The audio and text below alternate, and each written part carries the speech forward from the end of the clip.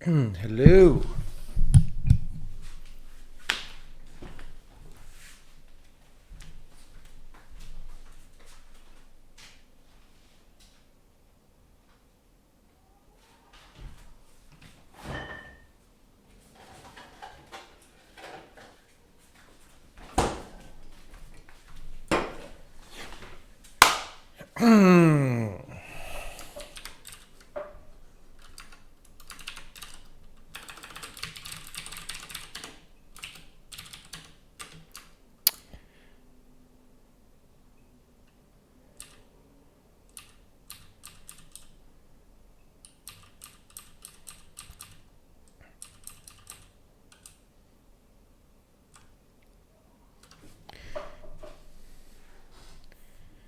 Okay.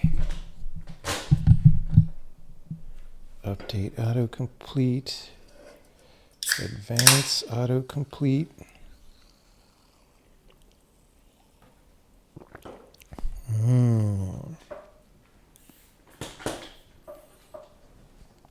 Okay. Are we trusting Harvey Dent yet? I don't know. I don't know if we can trust Harvey Dent.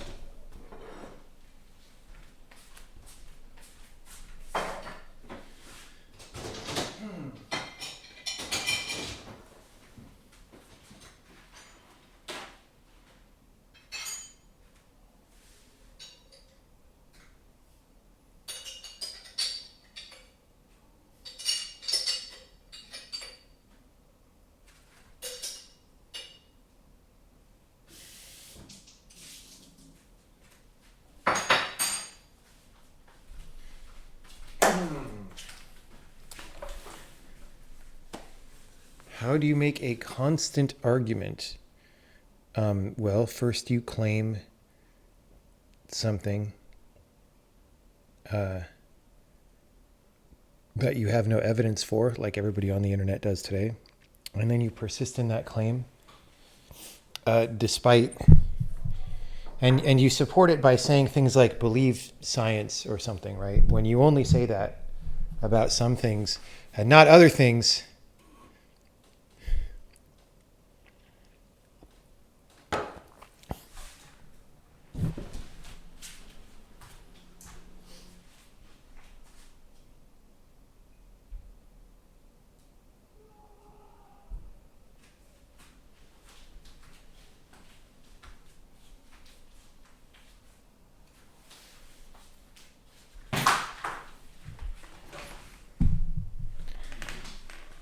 Okay. You've got sun chips. Damn it. I didn't get sun chips. I should have got sun chips. That's a good idea. Sun chips is a good idea, but I cannot.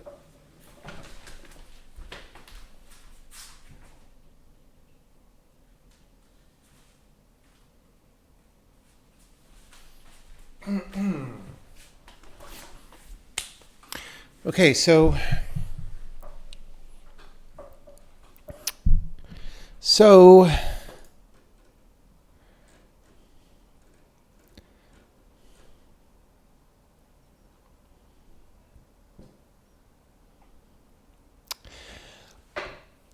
this is our text input thing, and this has autocomplete built in, and I'm not sure that it's the best structure for autocomplete, and it is a large percentage of the code. Well, no. Okay, it's not that bad. But we'll see. We'll put it in the demo, including autocomplete, and we'll see what happens. So get rect text input. We're going to put that there. This is going to hook into some things that we don't necessarily want. So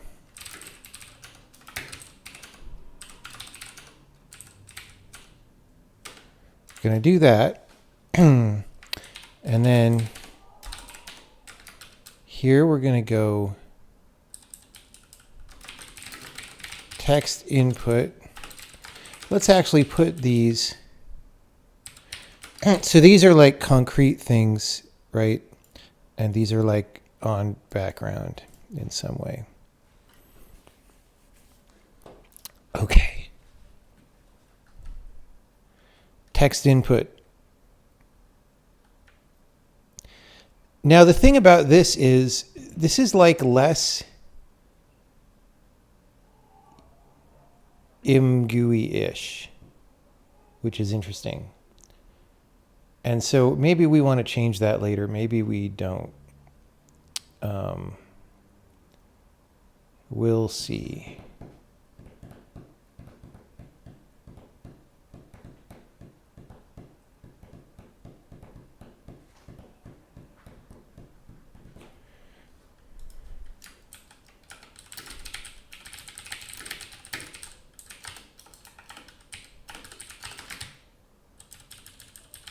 We're going to do this. Okay, so we're going to want to theme all this stuff later. There is no use of text input theme hardly at all, I don't think. Anyway, we're going to do that. So let's build the example. Oh, build the example.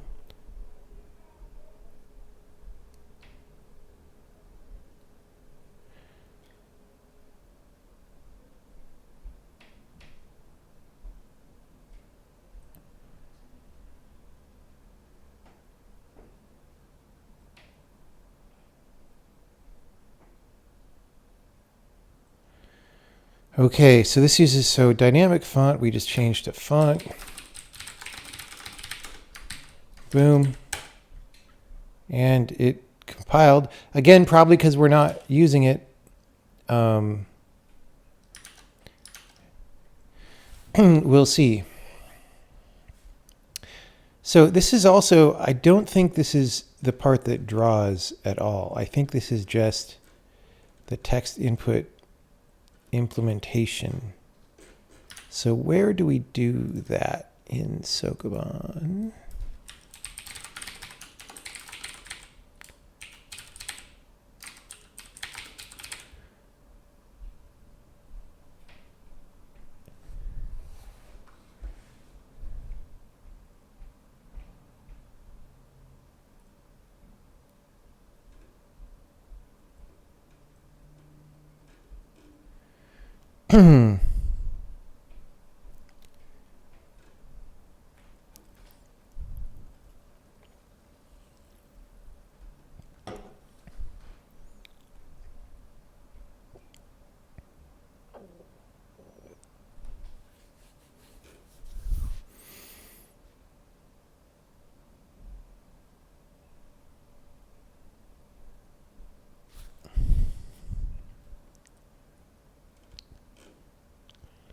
Where do we draw the frickin' text input?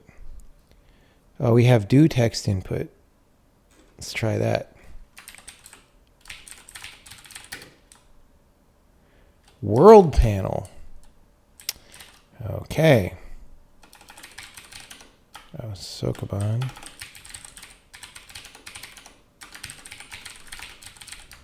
Do text input. Draw value slot. Ugh.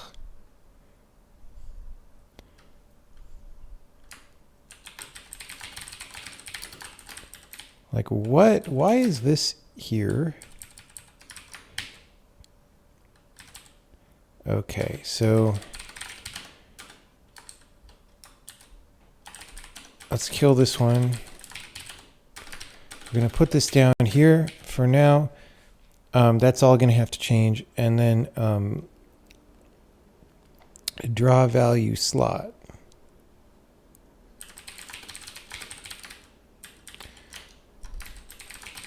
That's probably in world panel. Yeah, okay.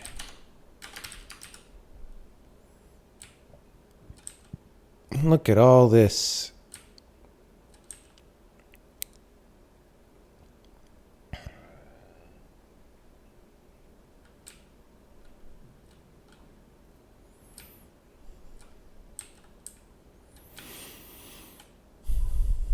Yeah, okay.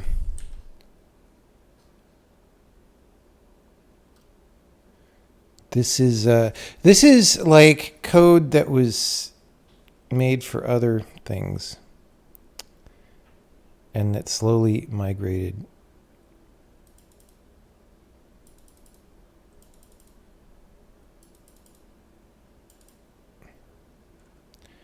Okay, so we've got this. And then this uses a draw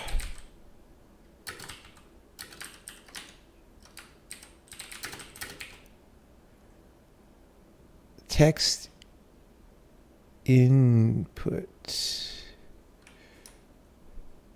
Oh, that's in here. Really? I missed that. Okay. Okay, so actually maybe we can get away with this.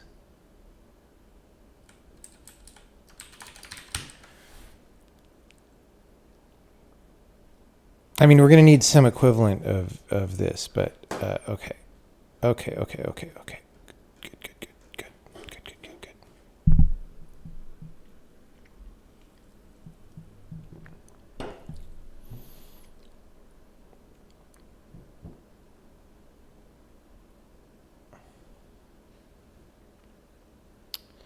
Are there advantages in this programming language?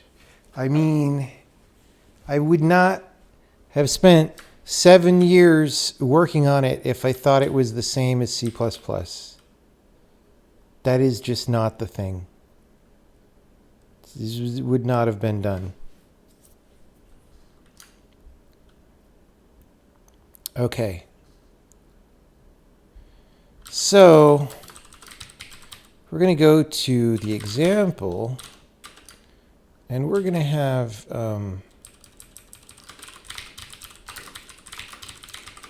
a text input, and we're going to init that.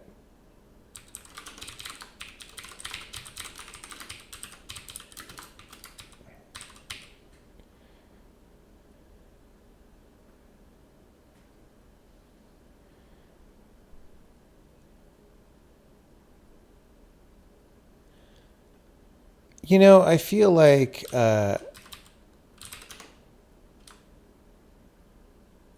we don't need init, right? I'm gonna put that on the list.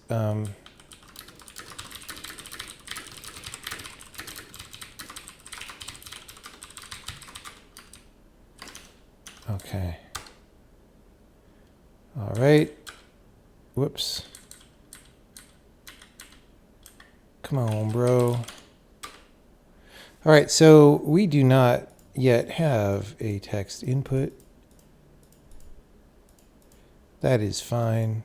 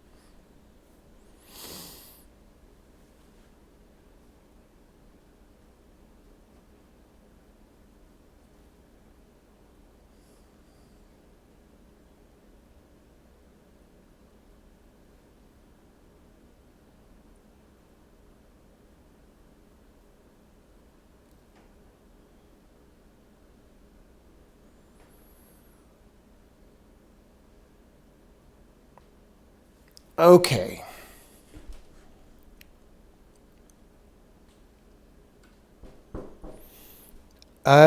Yes. So let's draw the text input.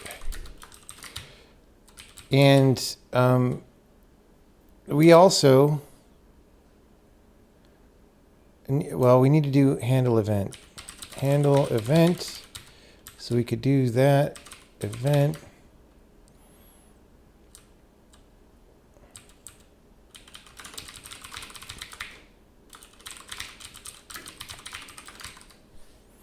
We'll decide maybe later when to do that.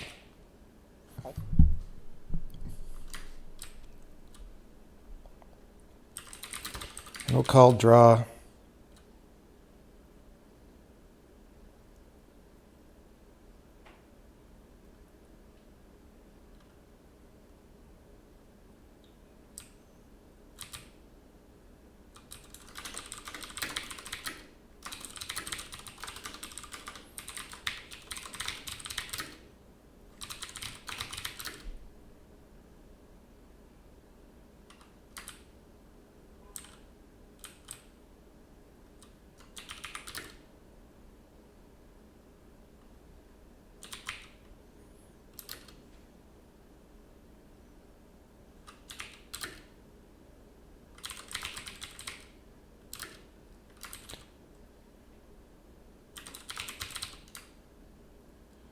Okay.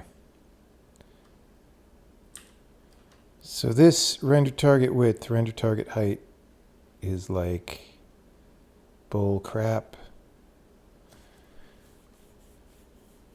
Somebody, that's so odd. Why did you do that?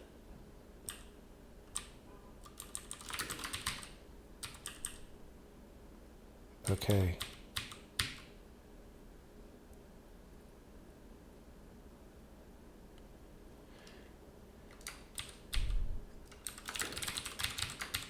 So we're going to no check in this.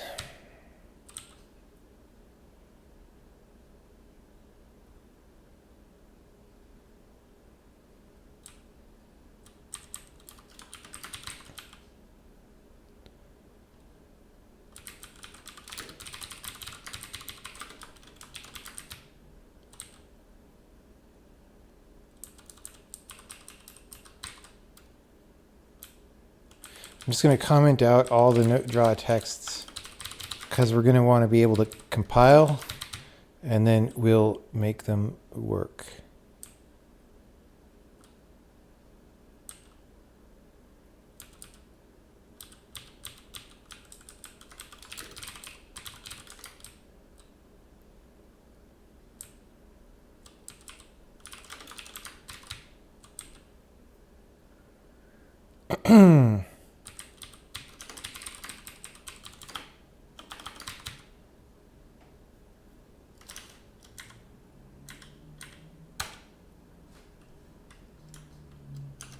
Whoops.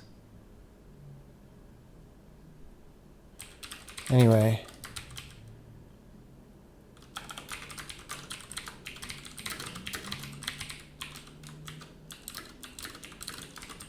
Okay, and then draw and events. This is just it. Let's just do event.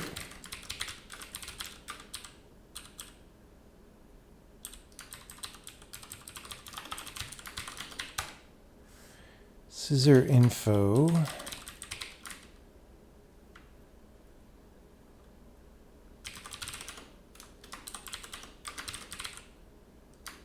Set scissor.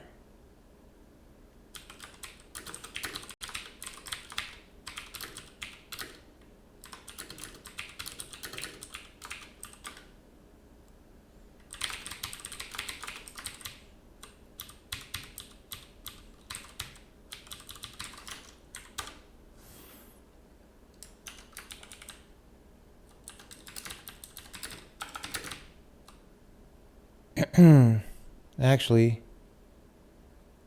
let's do this.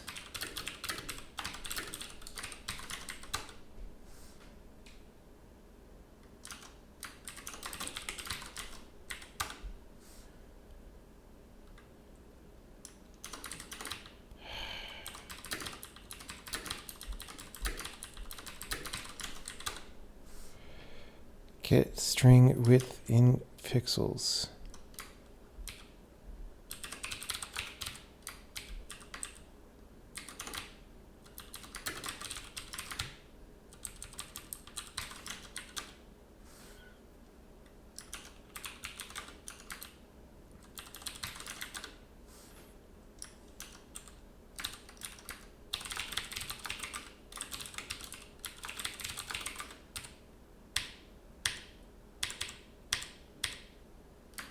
How much width in pixelsing are you going to do? I mean, I wrote most of this, so. Get selection endpoints. What even is that?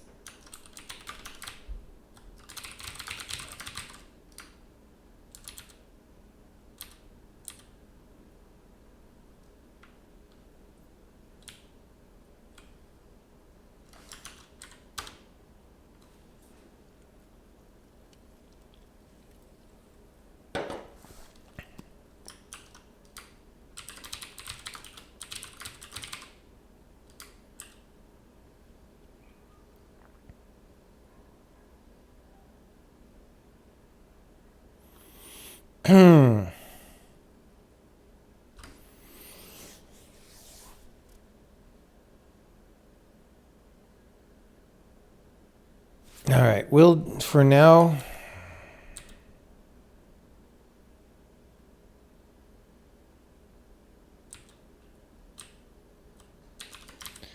we'll pass that in.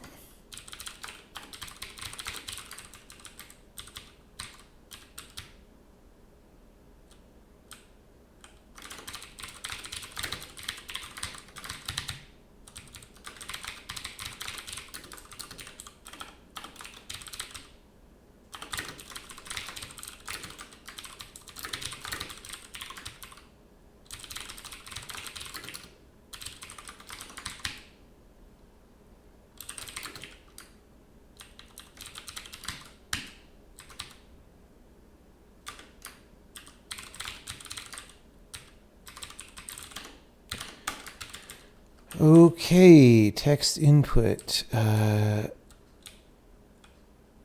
Wait, we don't want to. Oh.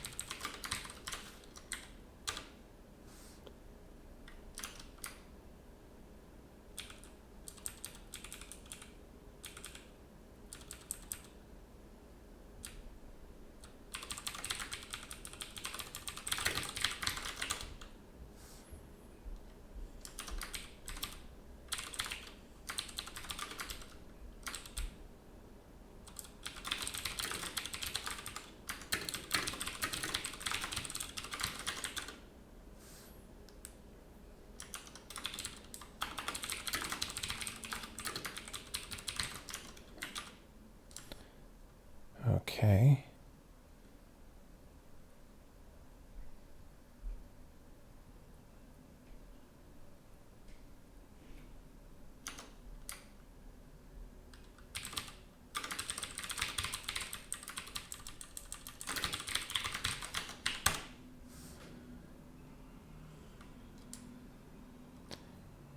Clipboard, where's that?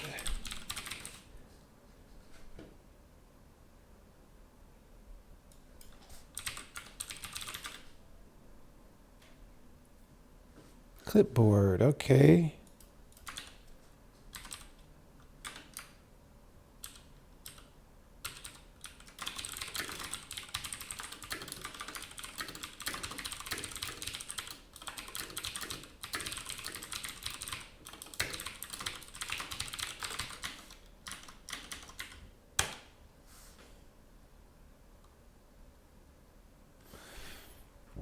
Break into lines.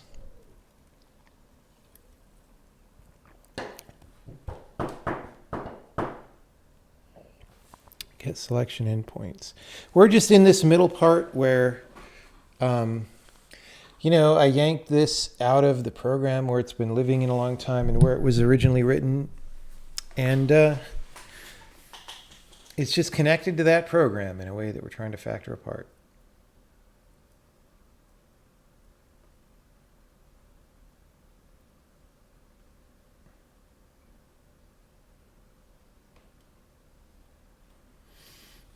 Anyway, that is what we're doing right now. We're just We're just splitting the things. So let's do mouse pointer inside, right? Because we have mouse X, yes. So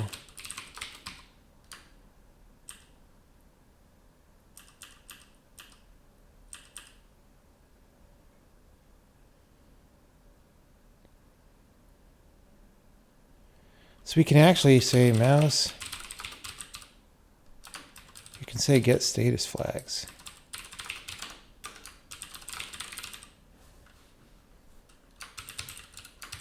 Mouse pointer inside.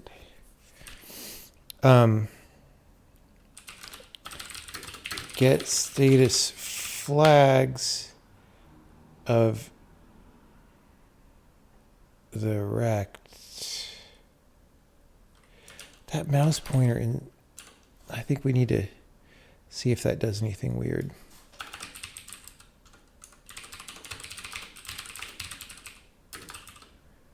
So we say, oh, interesting.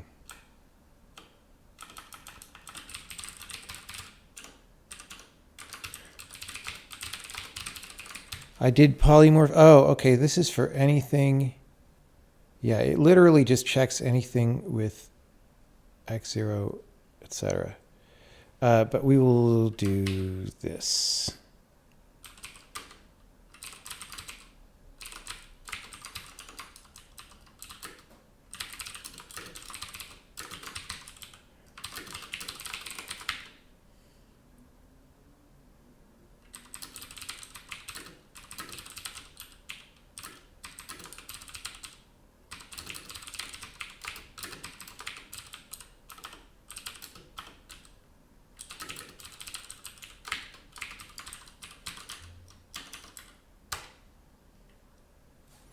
I double ifed. Double if is not a thing. Sorry if you thought it was. All right, so okay, we have to replace these. Input.current time.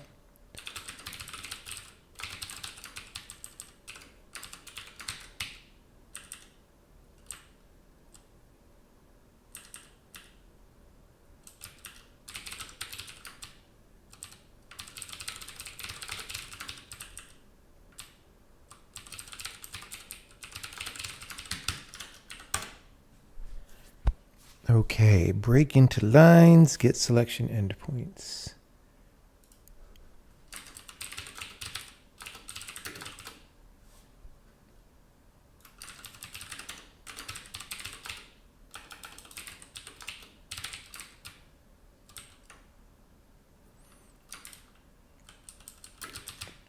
I mean, we probably don't need this, but we probably could substitute.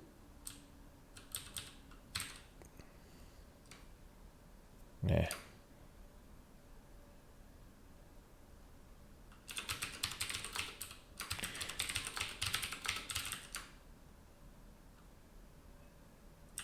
So we break into sanitize.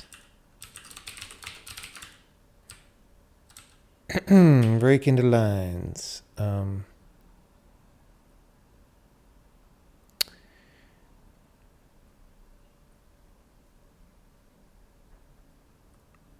I think we should probably do this.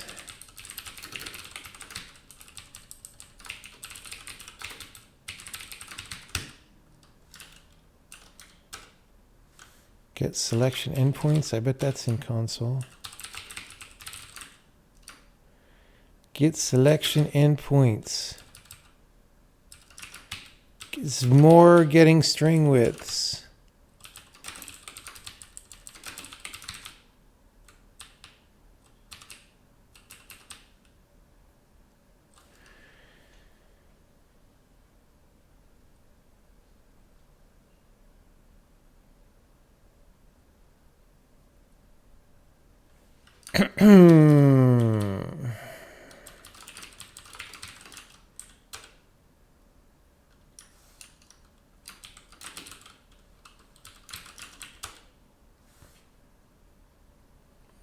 Font effect flags is not a member of import simp.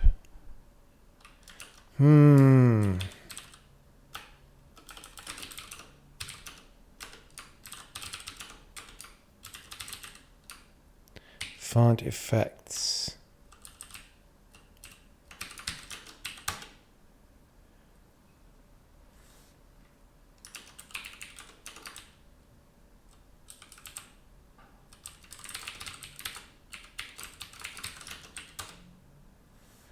Okay, get mouse pointer position. That is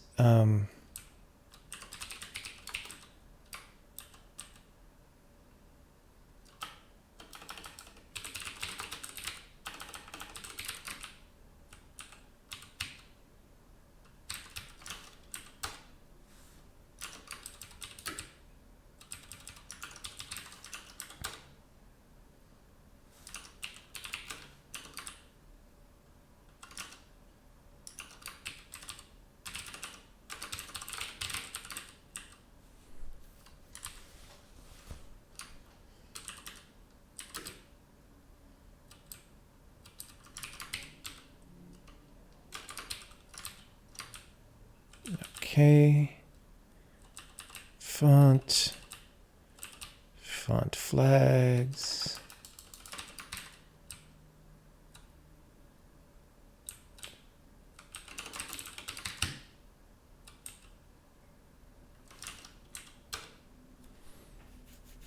Oh, it's font effects.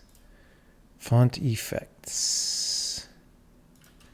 Boy, this starts to get a little grindy after a little bit.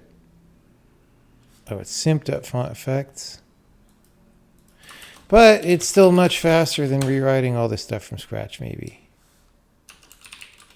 Maybe. Probably. Let's be clear. Reset console selection.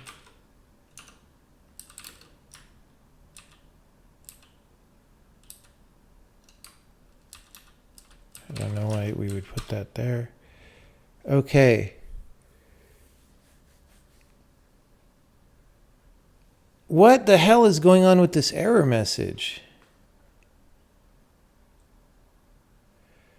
Are we like carriage returning but not line feeding or something?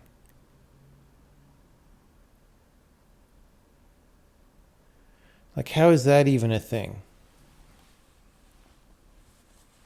How is that even a thing? What is going on? I don't want to fix this right now, but I'm going to write it down.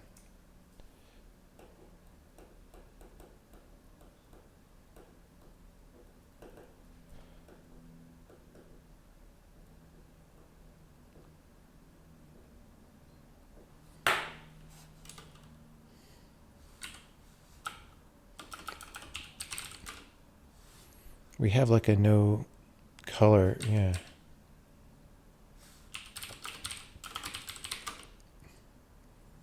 No, it does it even without the color, so it's not related to that. That's so weird.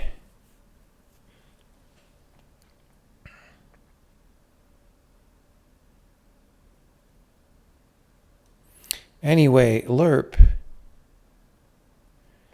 We don't have lerp for vector 4? Really?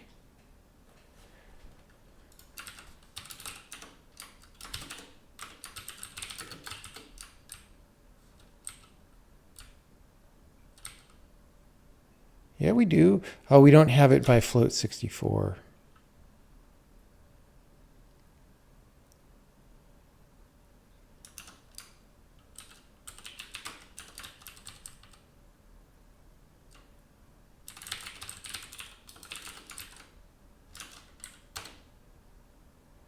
Clear scissor.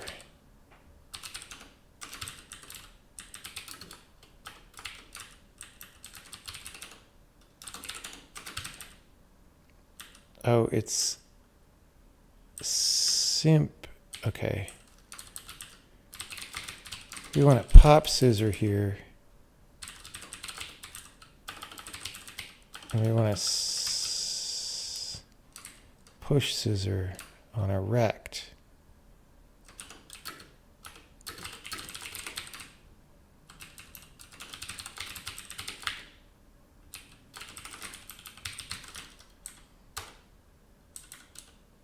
Oops.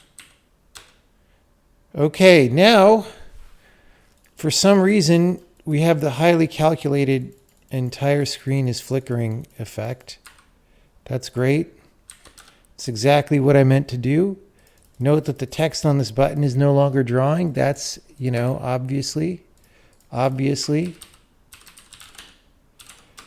Okay, now I was hoping actually, because we had commented out most of the rendering, but some of it we probably didn't. So let's just make sure that we didn't somehow destabilize something in the entire program. So this text input draw here, we're just going to comment out. Whoops. Okay, back to normal. Everything's good. Everything's good. It's fine. All right. So what we could do is just start returning early. Well, let me just do a pass where I review this. But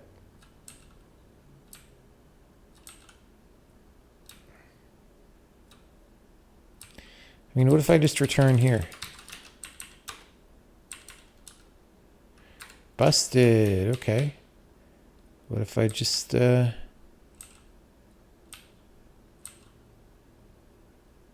you know what? What if we return early, right? We should do this. Okay.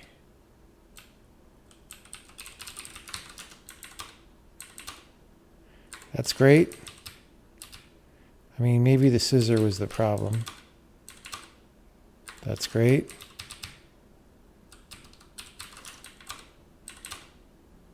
I think it was. I think we return at some point. Let's just build the whole thing. Yep, okay. So for some reason, when we over scissor, we get crazy. That's fine. That is fine. Okay.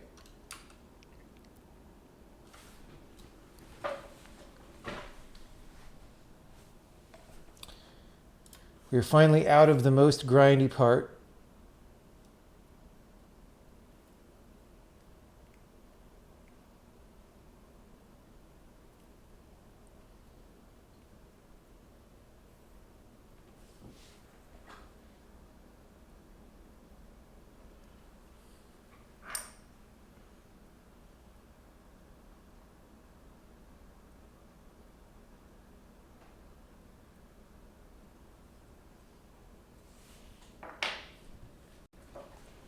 Okay.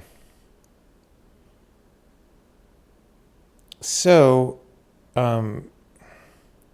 we actually want to set the text on this thing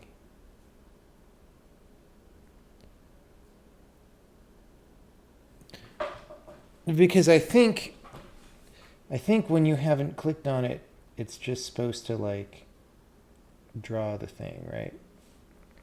Maybe not. Let's see.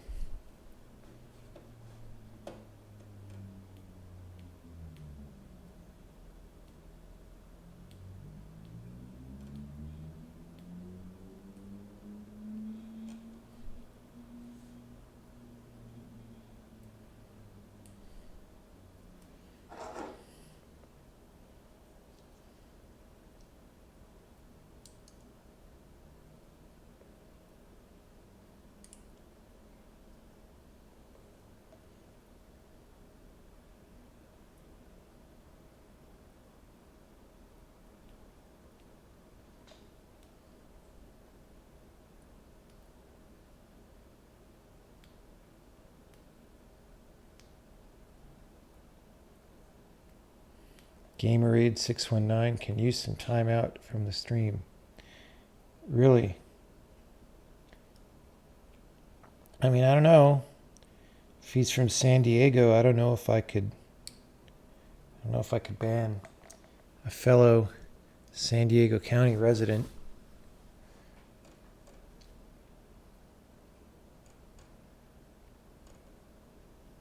But yeah, this dude's loud and annoying. It's true.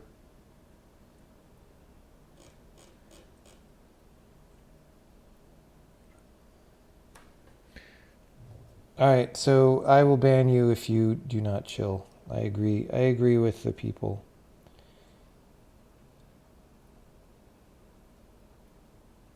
The people have spoken.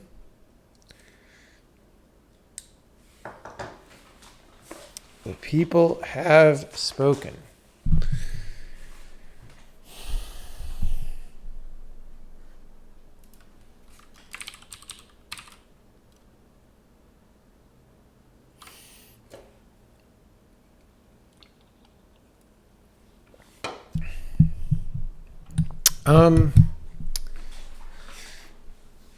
So now I want to make it draw things.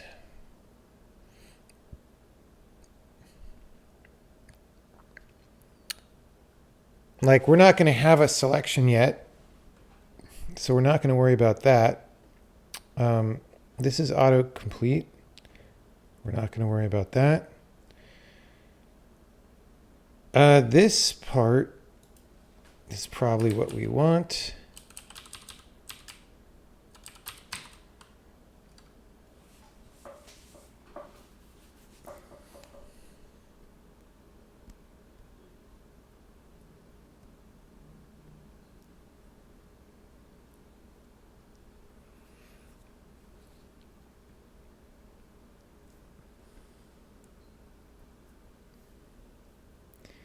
So for that, we should call simp draw text, right?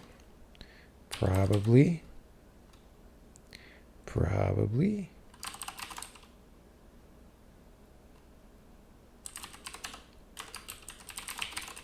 What do we do? Yeah, we do simp draw text, font, XY, text, text color,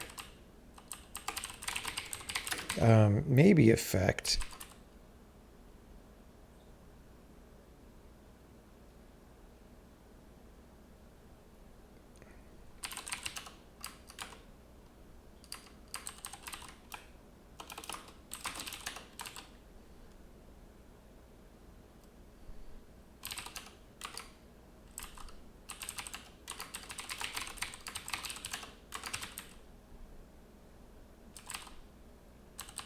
What?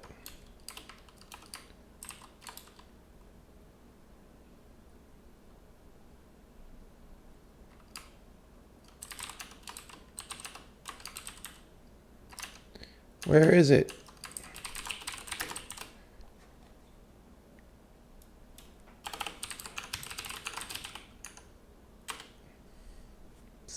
Why didn't I see that?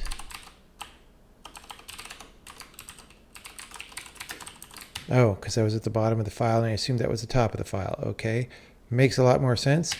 XY color effect. Yeah, okay. Great. Great. Great. Great.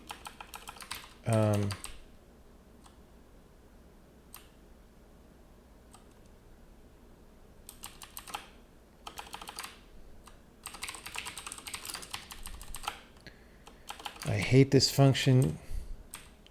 Slice, that's a shitty function name.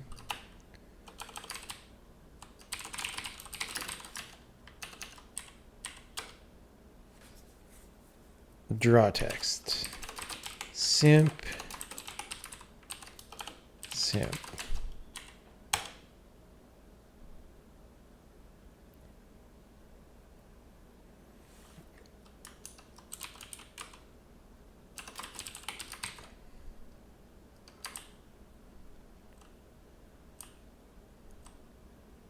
Oh, so this is like drawing a shadow behind the text, which we probably shouldn't really do, but for old time's sake, we'll keep that there. Okay, so we are theoretically drawing a text input somewhere, but if it is correctly on the screen, you can't see it anyway because it has no text. So let us handle that.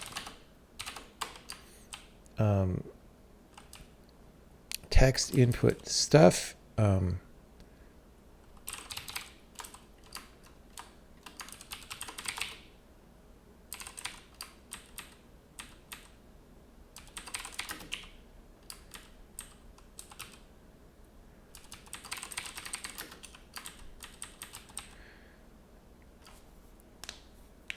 Well,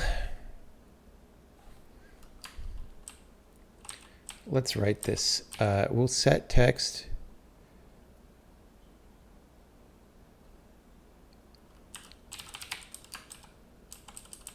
Set text on text input with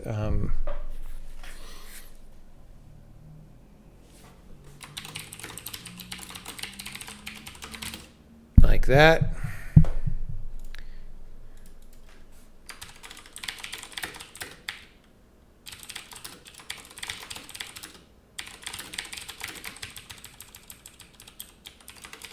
Okay, and then the max buffer size. I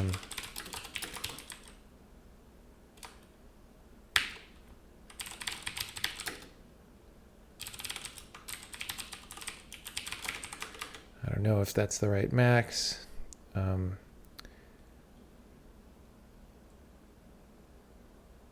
Did we discover that we don't have max? What the fuck? How? I need to check this again because I don't know if I believe it. Max. Oh, well, there's in base. Okay, it's lower. Yeah. That must have been somewhere else that we didn't have it. Oh, it was in the compiler itself, I think. Okay. So we get that length. Actually, we want the min, though. Whoopsie, that would have been bad. So we want the min. And then we go memcopy. Input buffer data text data len and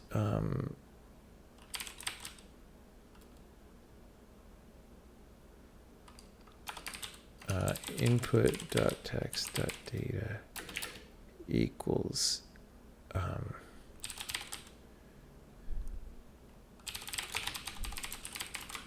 input.text.count is text.count. Okay. Well, I don't see anything.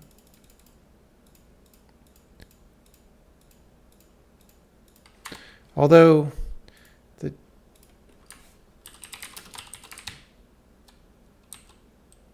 let's just see. Oh, this x0, y0, x1, y1 is like not even a frickin' thing.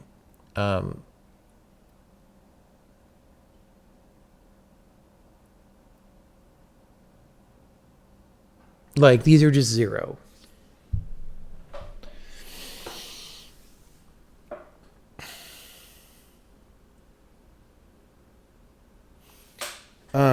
And I'm guessing that this is used in a number of places, right? Because like we're dragging the mouse and all these things. All right. So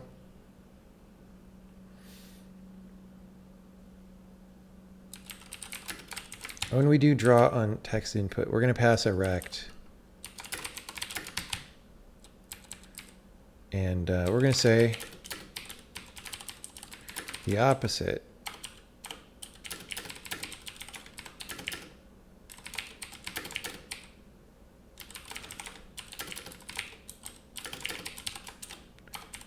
All right.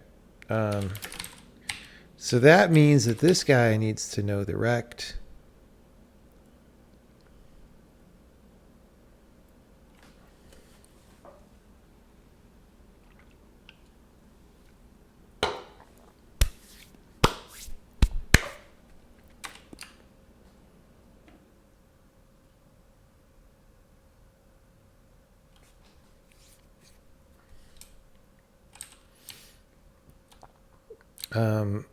Okay. Down here, when we draw the text input,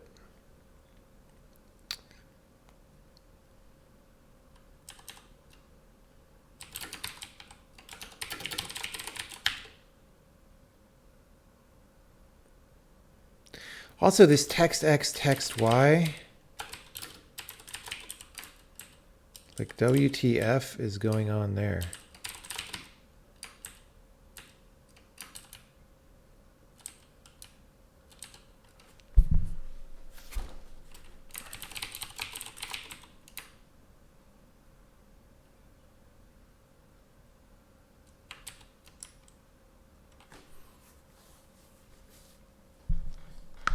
Like, we're going to have to figure that out.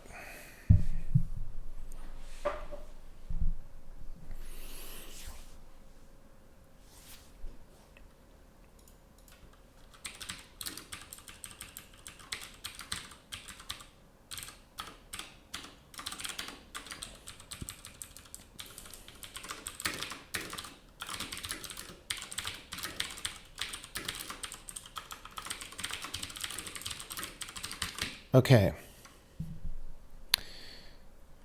Text X, text Y. So get rect, I don't know, 100, 150, and 300 by, I don't know, 50, 100, I don't know. Something like that. Lord Dimwit Flathead. Okay, that's a start. That is on top of our button. So let us go upward from there. There we go. Let's go upward from there. There we go.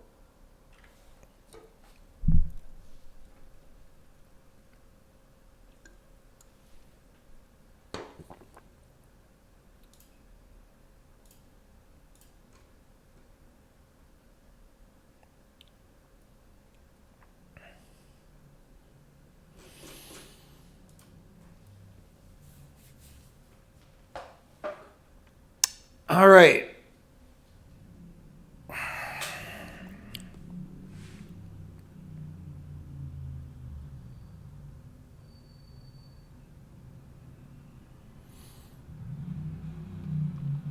So we're not drawing like a background behind it.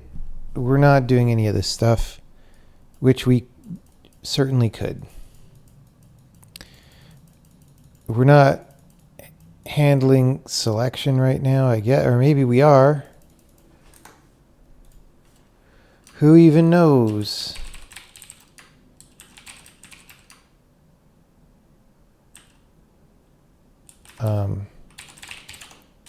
That's what I want to see next, is me being able to select.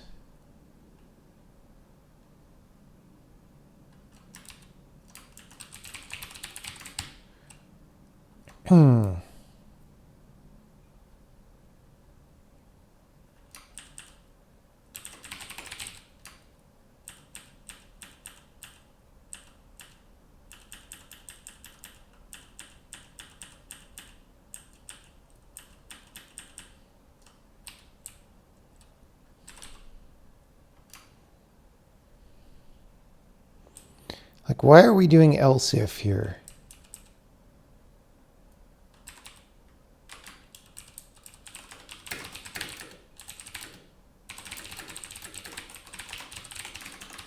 And that's definitely should get cleaned up.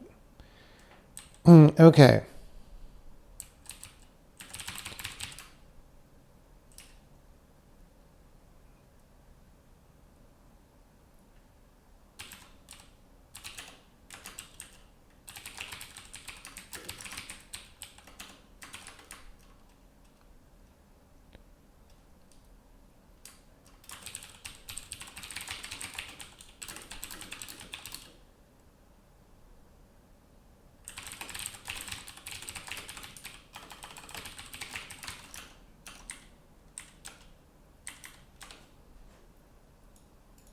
Okay, well, I do not see that. So we're going to want to see what's happening there.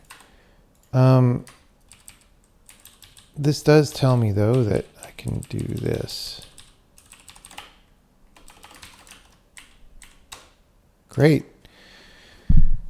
Great.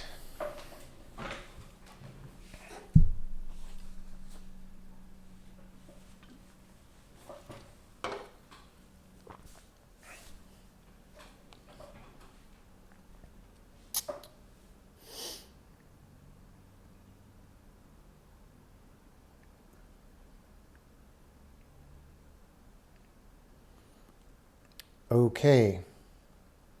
So the next step is probably to figure out what's going on with why we're not able to select. It's probably a stupid reason, like I didn't initialize something.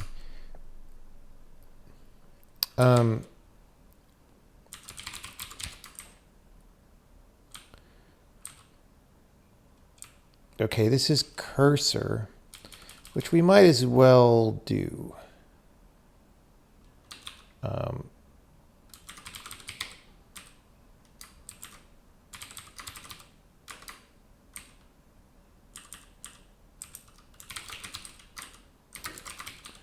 So we're going to go simp set shader for color. Dude, simp is so good. I don't even know why anyone does anything else.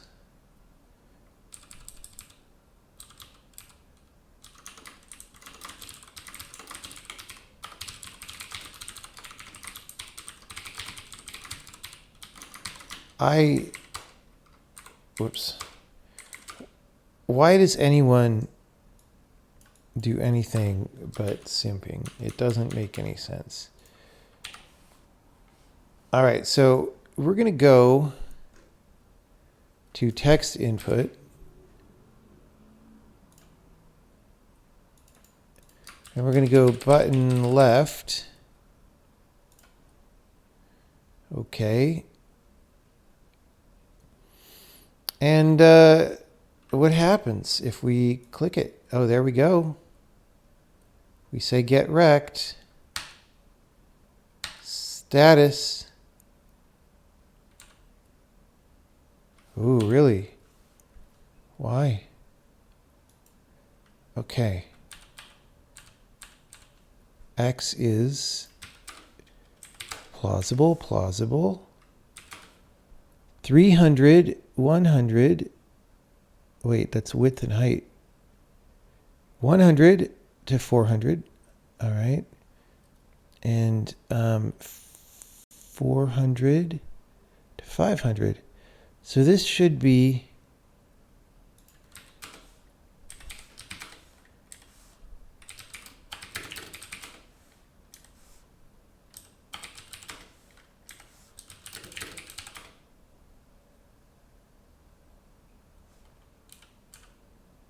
oh, it is over. And pressed. Okay, maybe I missed last time.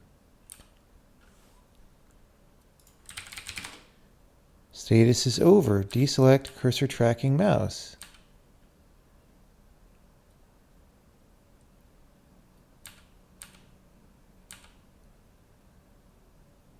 That's a little, our stepping needs some help.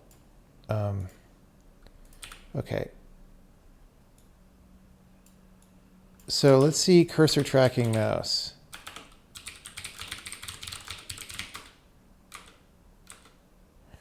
If cursor tracking mouse. No, it always gets reset. Weird. Wait, were we serious about this?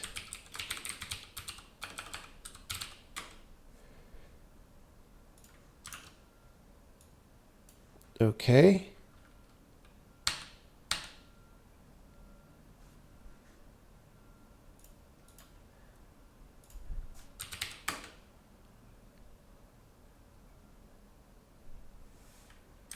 So I don't know why it's acting like we're there, and I especially don't know why it's acting like we're there.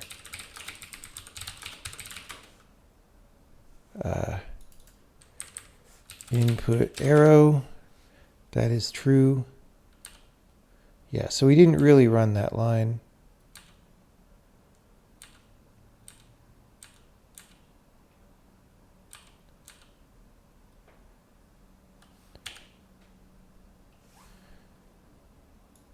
Okay. Wait, it's already true.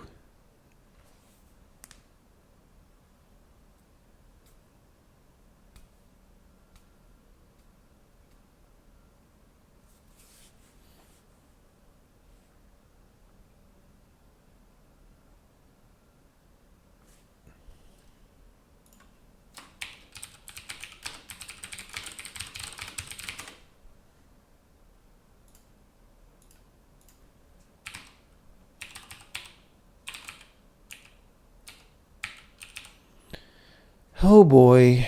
7FF6 4209 1088. Boom.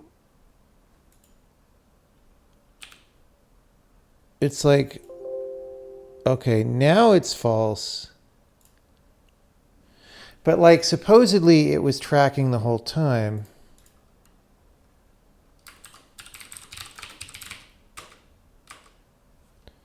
But we never hit this.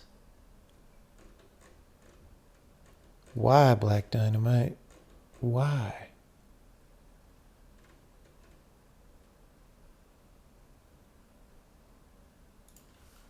Certainly we'll hit this. Are we like exiting early for some reason?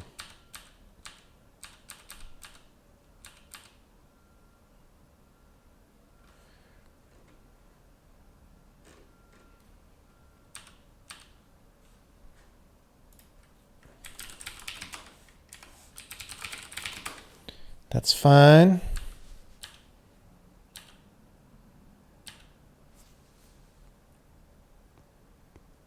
We draw the text.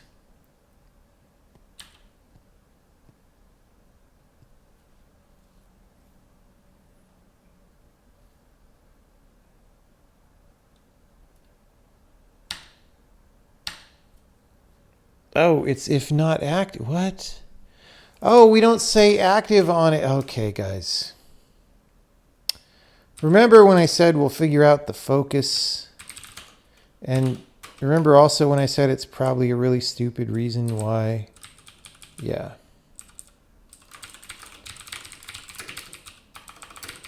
So like you have to do that. Okay. So I admit the selection rectangle is a little bigger than the text. All right.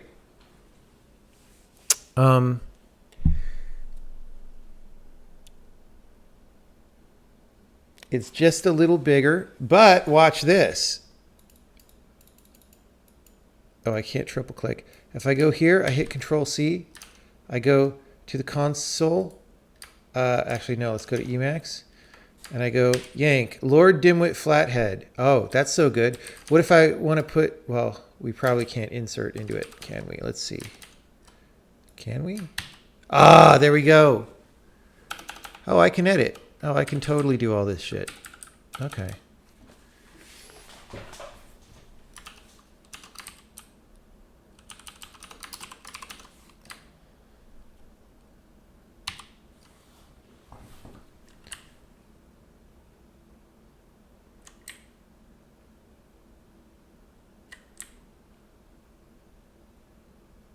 Okay. We're going to need to do some things to make this more bearable.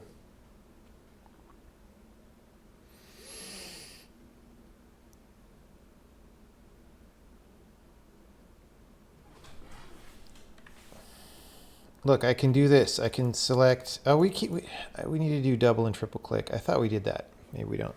Control X on type. Yank it. Type. Okay. So good. So good. Can you do Unicode? I don't know what's in this font. Let's do metal band names with umlauts.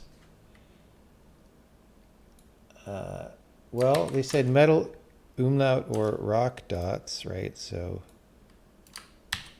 rock dots.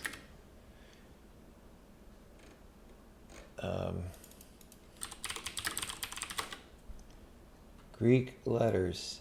Does this font have Greek letters? Oh, whoops. Oh, God. It does. Yes. This is triggering something in the text layout, though.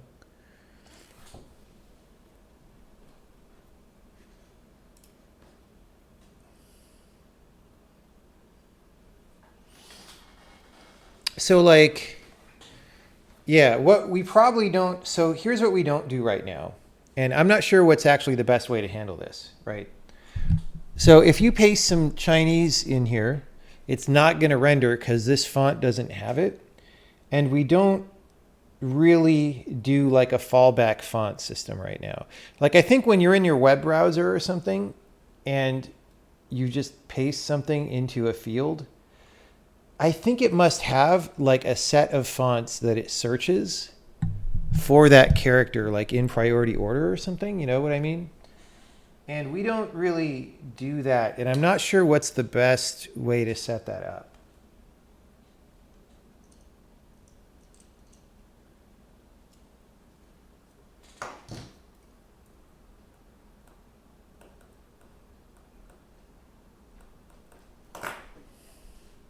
Just render squares.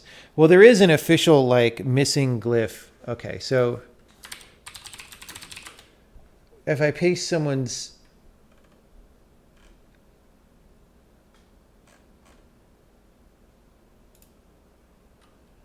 okay, I'm going to paste a name in here, right? So here we get these yellow question marks where those characters are, right?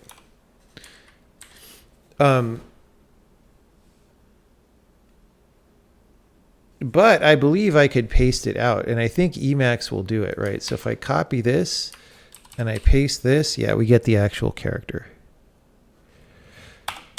So the information is not lost. It's just we don't display it right now because we don't have a system of fallback fonts. I don't know what people do for that.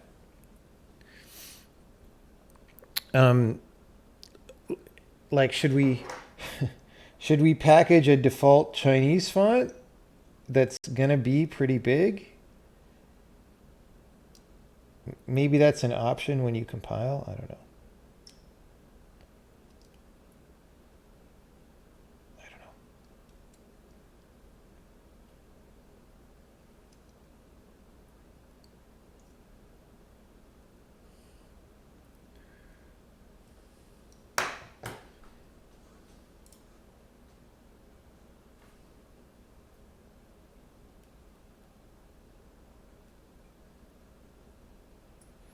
Maybe just main font and one backup font with everything. The thing is, getting a font with everything seems really hard.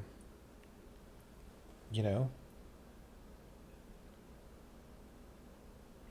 I mean, I guess maybe like Google Noto is one of those. But even if you look up Google Noto, like the whole font is like 37 different fonts. Like I don't even know what the deal is. No, we absolutely don't want to rely on system fonts. Relying on system fonts is awful. It's a number one way to not be in control of what your application does or looks like.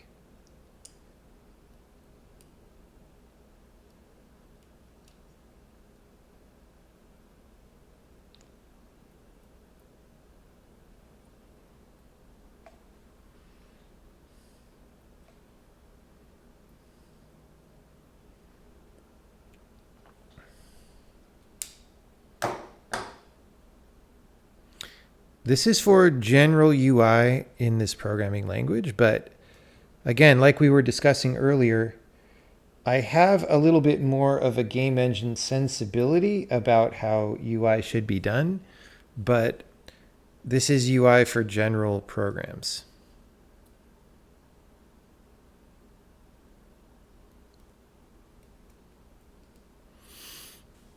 Okay, so definitely we need some things to happen here.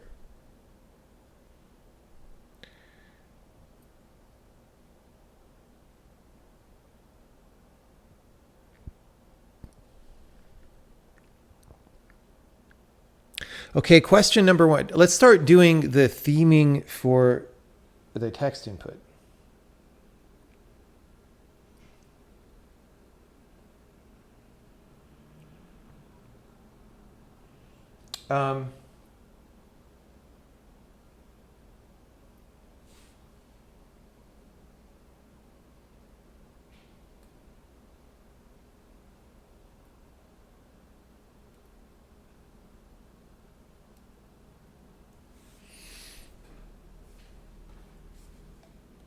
For general UI, you'd argue that system fonts is the expectation. No, false. False.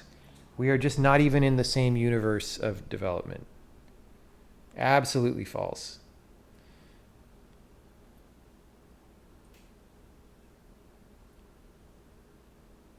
A general GUI application, however, isn't going to bundle fonts for every language in the world. Yeah, they are. Yeah, they are.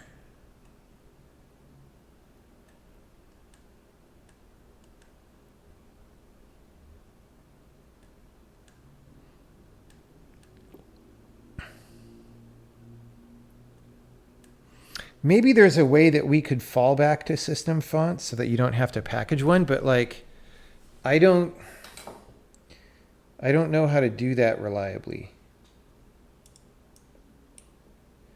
Because we don't want to actually use the operating system to render the font. We want like, give me this TTF file on the operating system, right? Which, I mean, you could probably do that on both Windows and Linux right now, but yeah, who knows? But maybe we should explore that just for fallback. But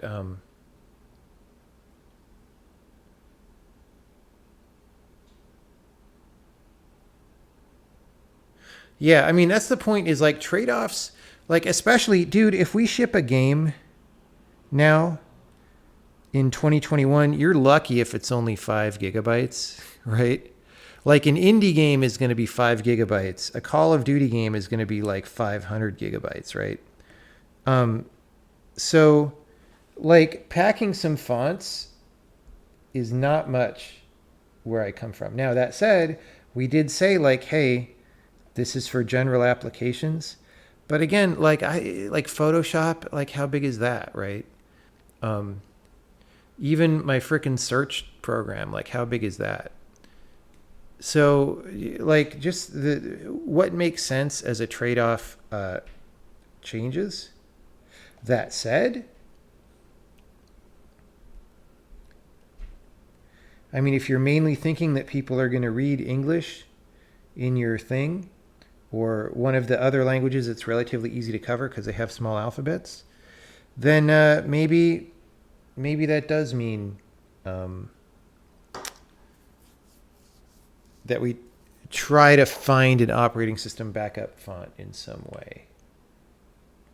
I don't know. That exact idea never quite occurred to me. But like, you're not going to have that on a PlayStation 5, for example, right? That's like not a thing. Or maybe, I don't know. Not in that fashion, it wouldn't be.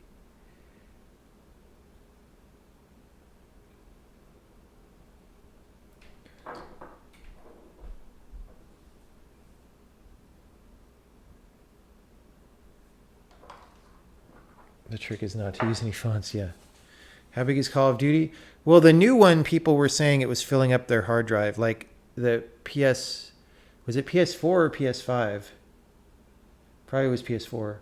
Like it wouldn't fit on the 500 gig hard drive or whatever.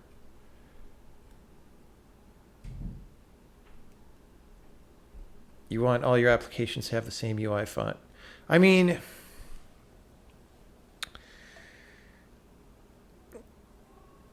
I don't know. That's something where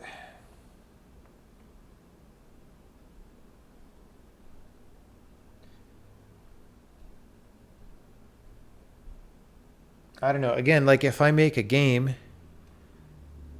like I need, not only do I want to control what the font is, but I absolutely need to achieve the quality level, because we tweak things based on very small amounts of spacing of how things come out, and like whatever, right?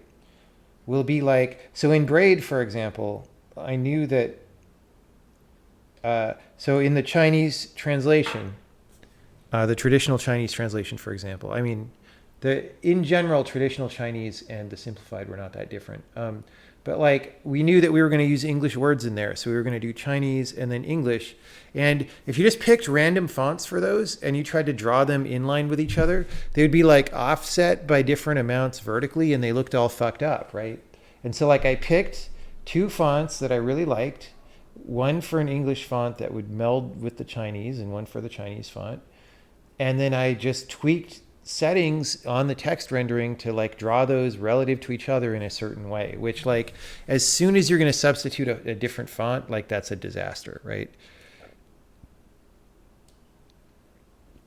A search program better have more or less standard controls. I don't know. Like, okay, here's the thing. If I thought that computers could never get better than what they are today, I would probably agree to that with some extent, because I would say, look, we know what we want to do. It's this set of basic things. Just standardize it so that you remove the most friction as possible, right? And I can just do everything that I want to do. But I think interactivity in computers has kind of stagnated for a long time. And so I think we need people who are figuring out better ways to do things, right? And that's just sort of the camp that I'm in, is I want to experiment and do new stuff that's better. And maybe a lot of it won't come out better, but some of it probably will, because that's usually what happens.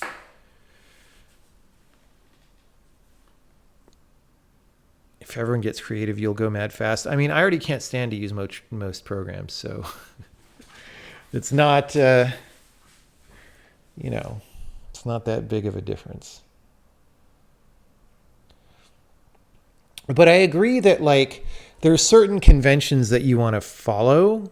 Like even if you're rendering your own widget, it's like, okay, look, selection, dragging, should sort of work the same way. You ought to be able to double click and triple click on things. That's actually something that's inconsistent across programs right now, and it drives me nuts.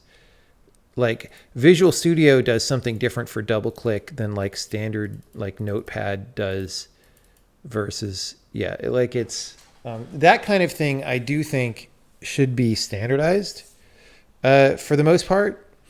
Like if you depart from that, you're doing it at your own risk. But like stuff like this, where it's like, look, I know what checkboxes are. I know what radio buttons are. The language is generally that's evolved has been that radio buttons are round and checkboxes aren't. And so like, I'm totally fine with a different version of this. Like it doesn't,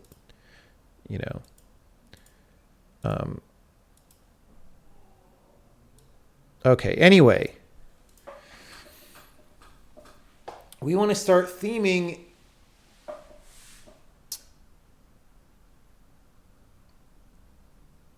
the text input. We want selection color. There's all sorts of things. We want text color, selection color.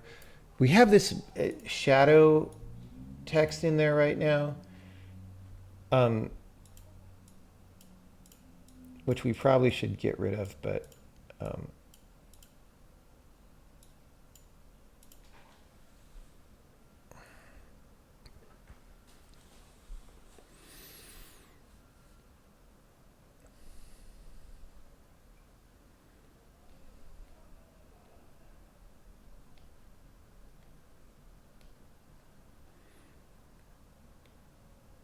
accessibility IMEs. I don't even know what IME means.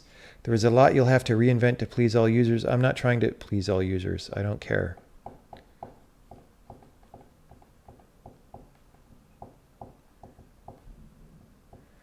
Any defaults for drop shadow? I mean, we don't really do, like this is a really fake drop shadow where we just draw the font twice, which looks nice for thick fonts and isn't that good for thin fonts. But we don't really do this consistently. This was just like I did this inside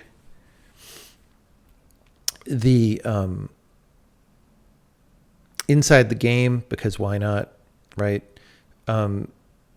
But I feel like if you want to get fancy about text rendering, you probably should hook the text renderer because you would want to do nicer shadows. Like these days, if you have a fancy shader, you can do like a blur effect and put a blurred shadow behind that looks really good or something, right?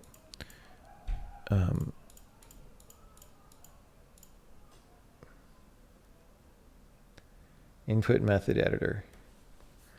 But those like that's usually operating system level. That's like fine, right?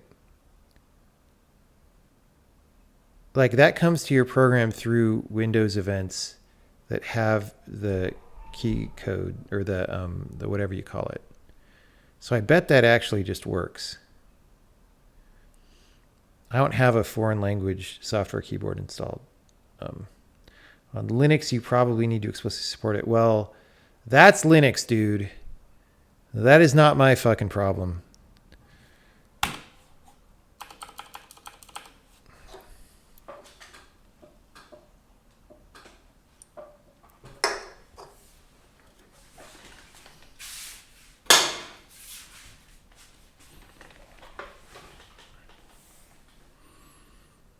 Every Linux distribution has built-in language support. I mean, that's something you definitely want standard. If it's like your keyboard that you are using to type stuff, you definitely don't want that to change from program to program. That would drive me nuts. That would absolutely drive me nuts.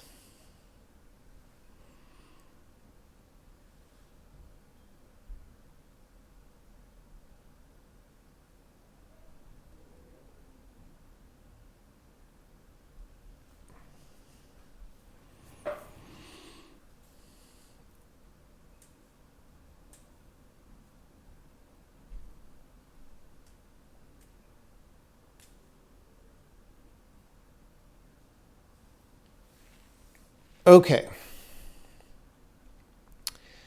So how do we theme this? We want a selection color, a text color. We're going to get rid of the shadow right now.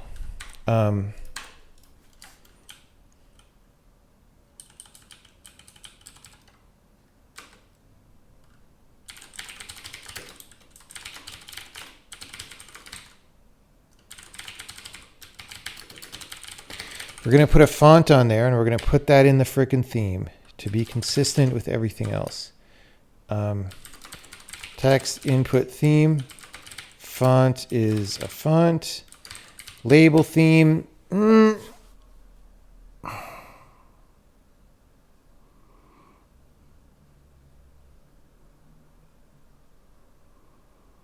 I mean, I guess. Nah. No. So let's do.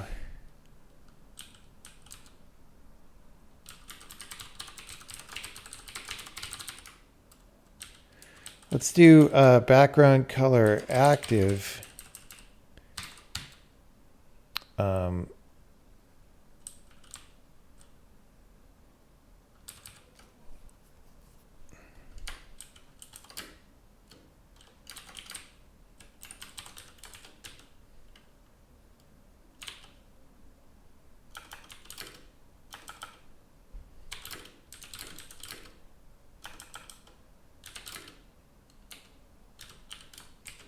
I'm not following my convention.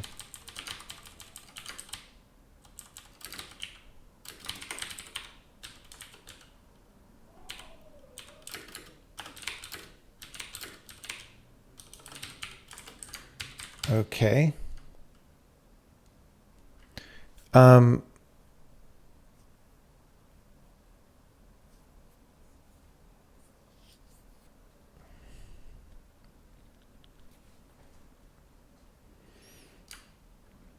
Should I use this label theme? Like I kind of, no. No, we're going to say, .7,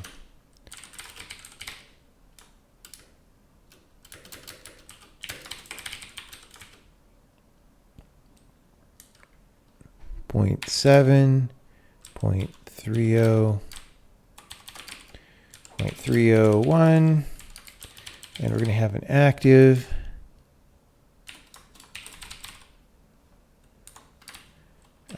Point 85, 0.5555. Okay. So, and then selection color.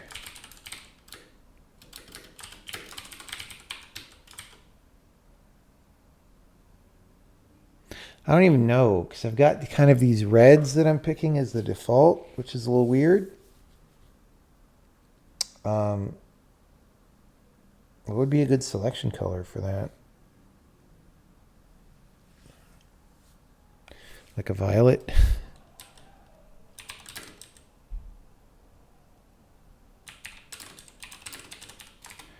I don't know.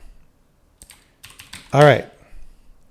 Text input theme. So here, selection background color is theme dot selection color.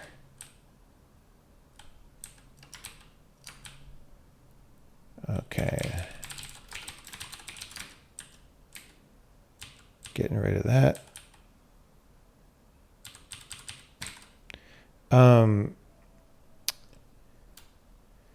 All right, text color, draw text. We're going to get rid of this.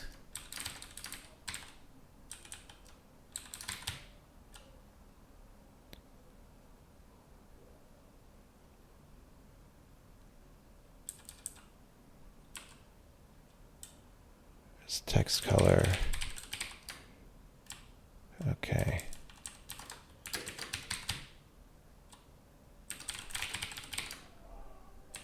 Text color is we're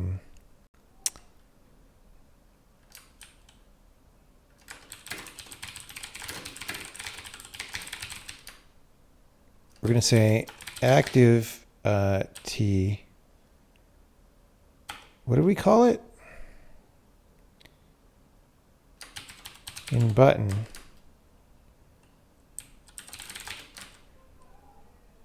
Active factor. That's 0 for now.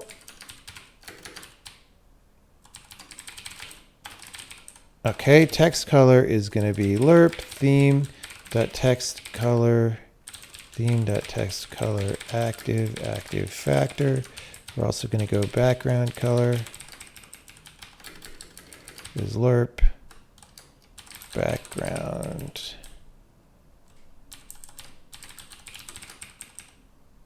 Actually,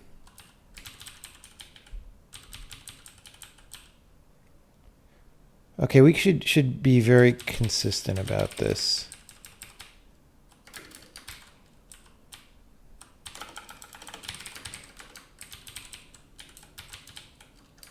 We're going to go text color is lerp text color theme.text color active factor, and then this one's going to be over factor.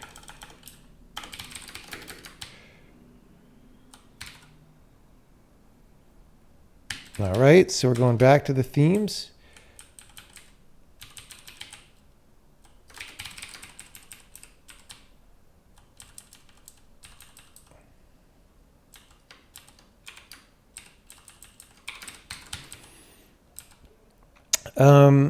Background color over is like 5.5. I don't know.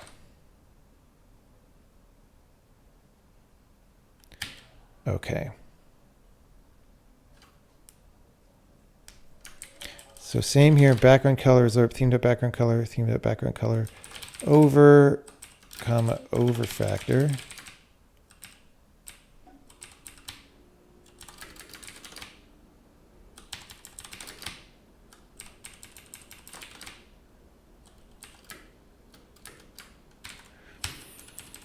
Okay, so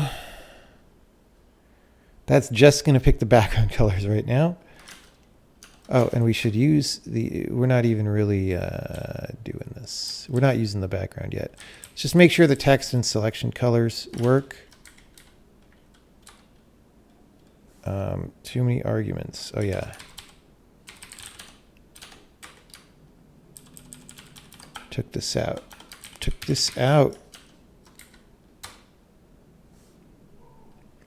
Declared identifier theme. Really?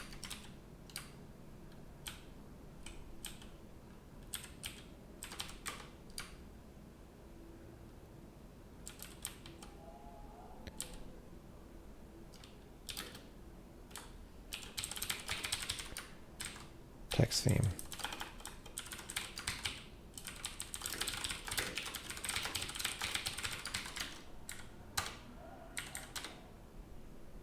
Okay. Oh yeah, look at that. Look how unreadable that is. So good.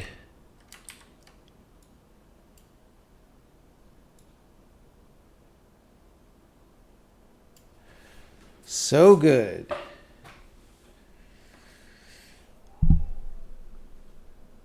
But of course, we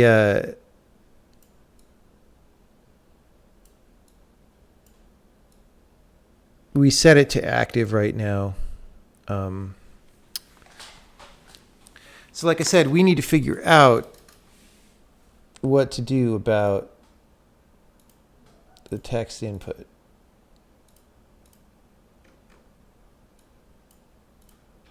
In terms of focus. That is a thing. Let's get some more text here. Get wrecked. Let's temporarily do this. We're going to want that to be in the theme as well. Okay, that's less offensive somehow.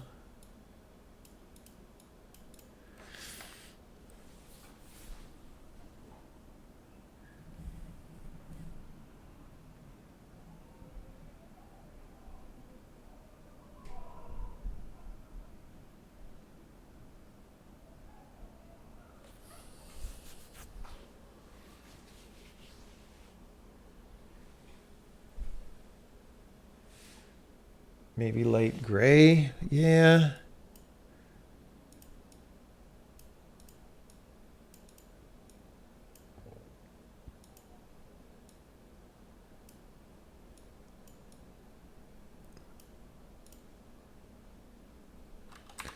Let's just take out the...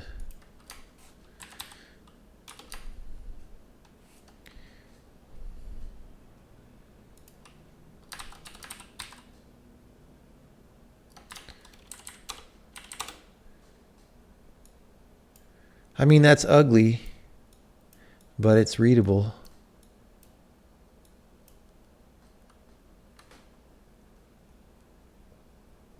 Also, the colors, we need to finish with the active and all that. And so the colors will look different at that time, I think.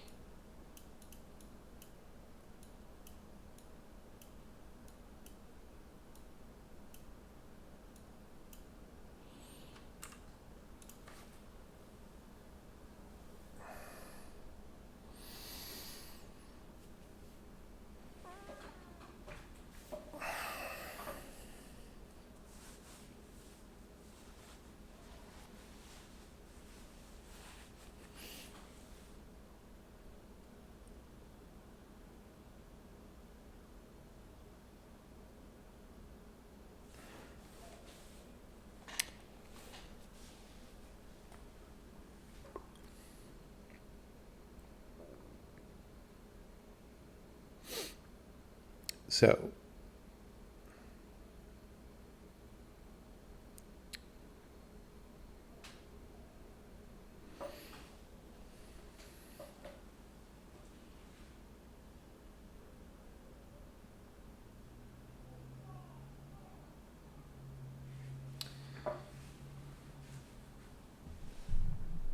I think we want to draw the background color.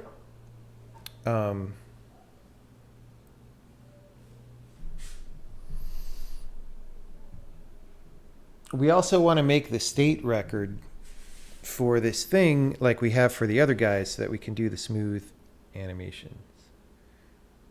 The smooth B animations.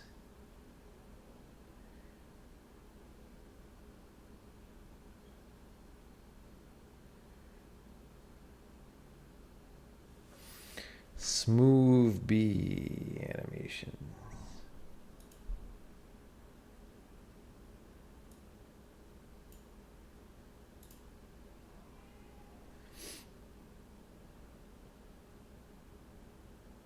All right. Short brain break while I warm up some tea. Any questions about what we are doing right now or what we are about to do? We are, for a recap, we're working on getting all the widgets out of the Sokoban game and into a library that other people could use. And we're working on text input right now. The interesting thing is, like, to try to make it, like right now, text input even, like it's hard-coded to respond to like Control V and all this stuff. So maybe we do that by default, but you can replace the input function, etc. I don't know. Yeah, we'll see. We'll see. We'll see.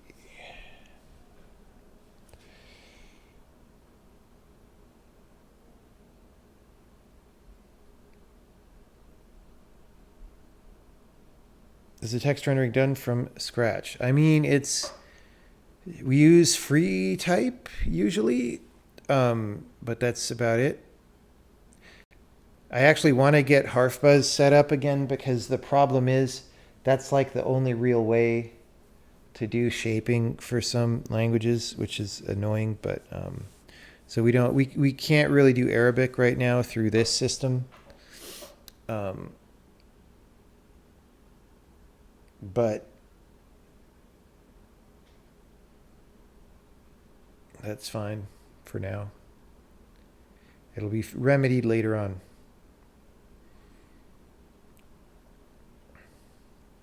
If you want to do something other than Control V, wouldn't you probably be writing your own editor? Maybe. I don't know. I don't know, man. It's just, I'm just thinking about how to make it flexible is all. Oh, yeah.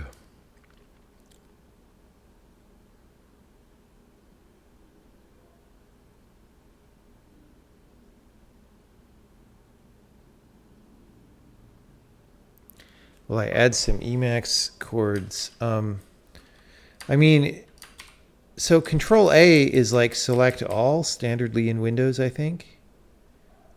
Maybe that's not true, but that's what we do. Control A.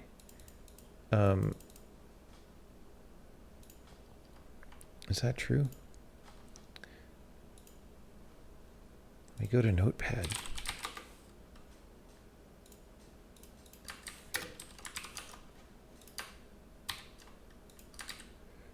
Yeah. So, like, already that means that's not going to be mapped to an Emacs thing.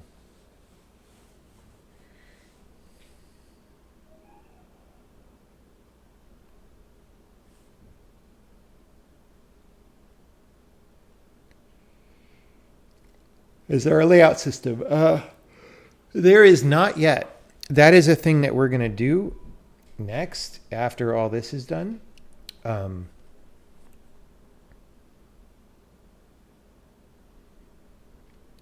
don't really know how that will work.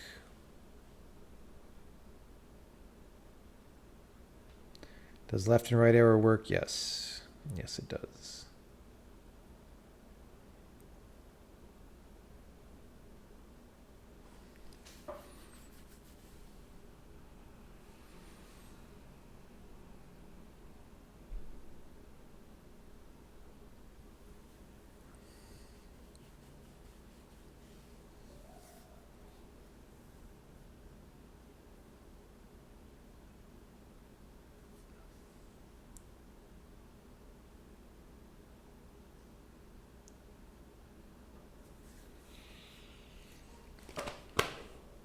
Ay, ay, ay, ay.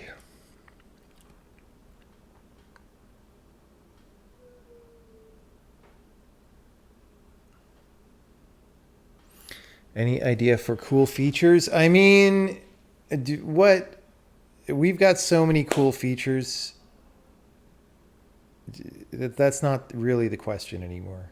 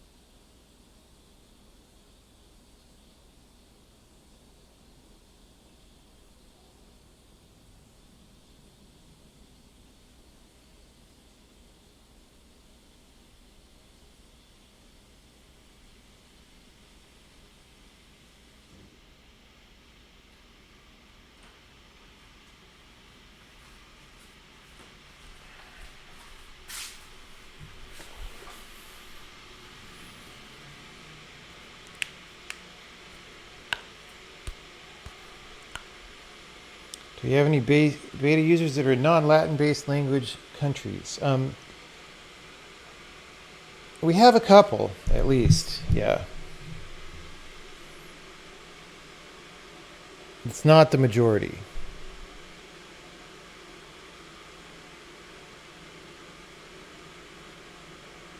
One recursive pass on the way down determines sizes, on the way up position everything. I mean, that assumes a lot about the structure of how things are laid out.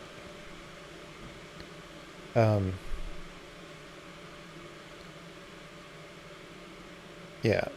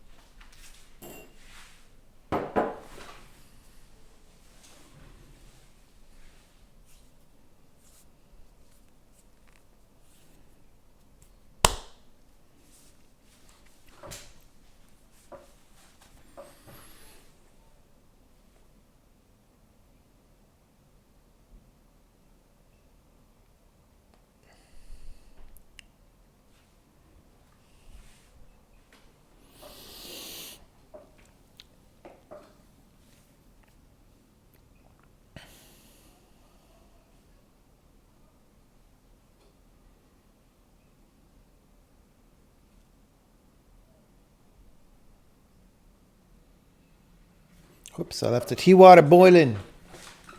Let me get that.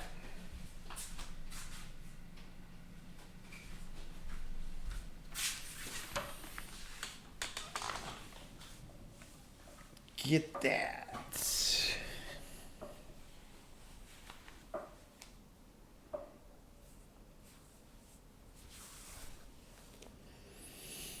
Okay. So,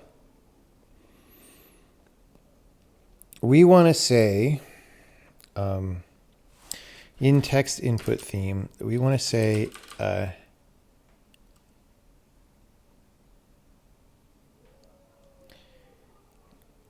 like text baseline,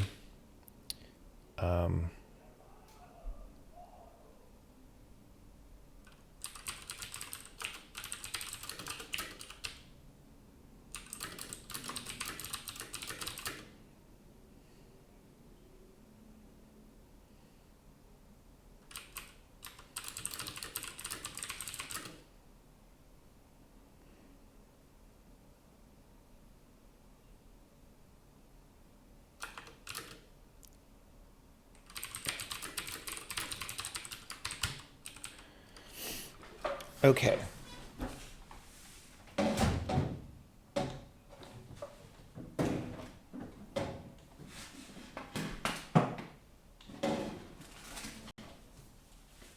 So we will use that. And we will use,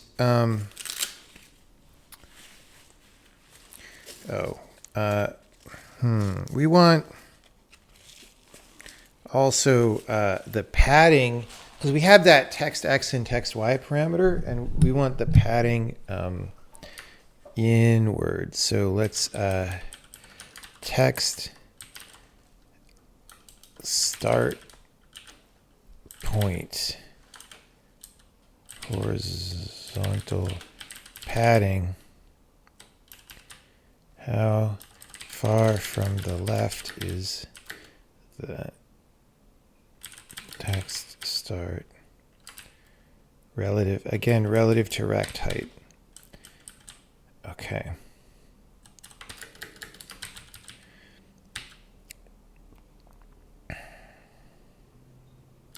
So we're going to get rid of these. Going to get rid of, I forget what that 10 is. I think, yeah, we're going to get rid of that.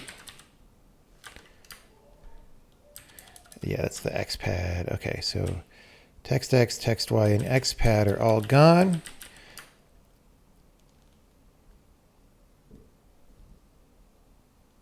I forget what XPad even is. Oh, X0 plus, yeah, okay. So, XPad is theme dot whatever that was called times r dot h, right? And so the theme is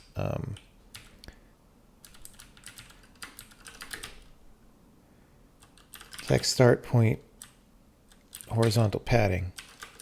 Okay, and then text X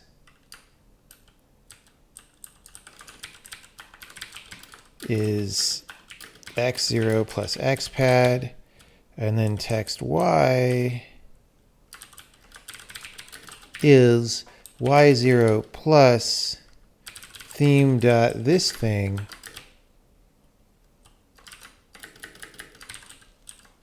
times the height of the rectangle. Okay. Okay. So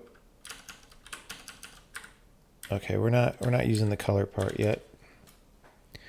Not using the color part yet. Okay. So hey, that looks pretty good. And I mean the rectangle is still far too big, of course, but that was weird. Like it kind of went to the right for some reason.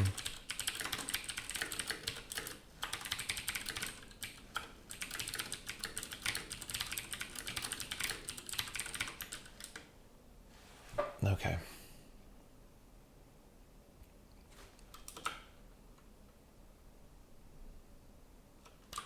So there's this whole question about like, do you right justify or do you left justify? We're going to want that in the theming as well. Okay, so we want, let's make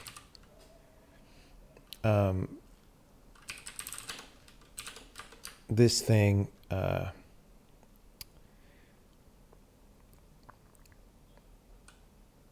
little bit less high, right?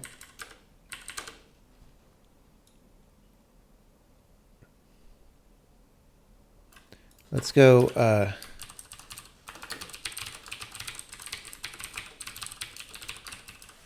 like that. Okay, pretty good. Pretty good.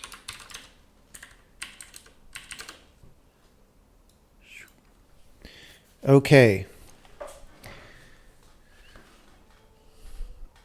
We'll leave it because like this, the thing is,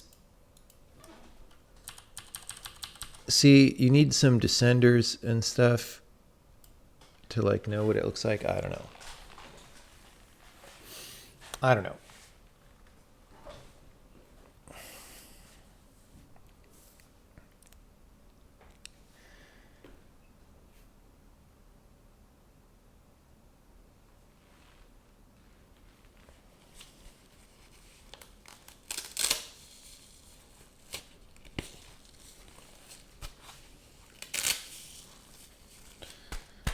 Okay.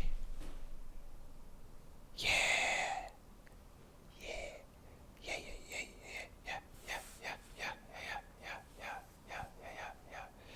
think the font free type gives you the right value for the rectangle height. I have had inconsistent results with that.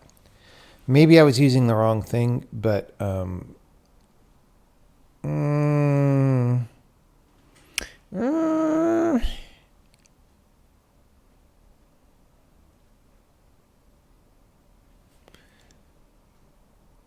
anyway, you don't really want, like this is the background around the text, sort of.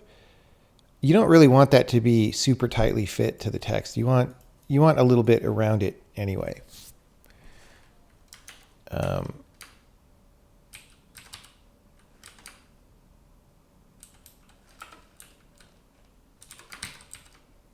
Okay. No.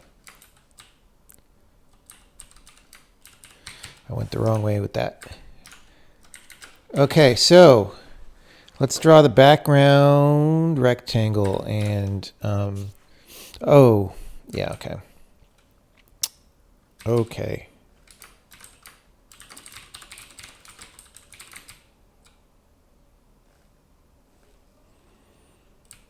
So we're going to want, where do we draw the selection?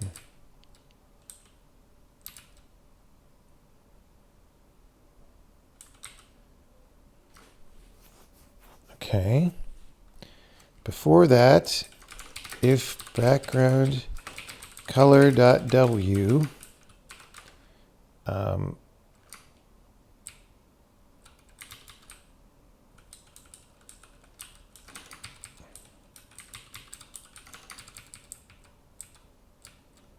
I guess we'll do this.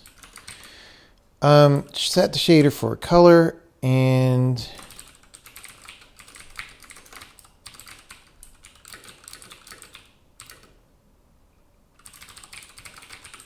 all right, and P0, P1, P2, P3 is get quad of, is it just R? Yeah. I got to get rid of this no color. Import simp, draw quad. It's immediate quad.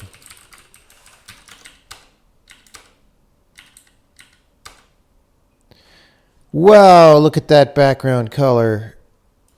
Oh, it's so great.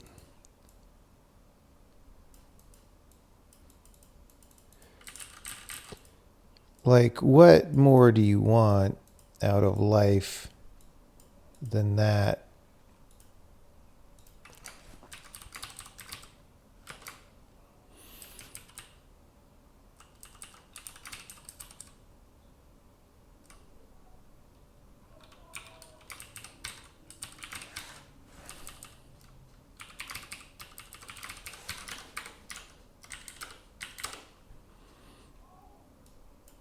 Okay. It's a little weird because we're on this red background of the whole screen, so maybe red was not. Let's go blues. Let's go blues, you know? Let's go blues.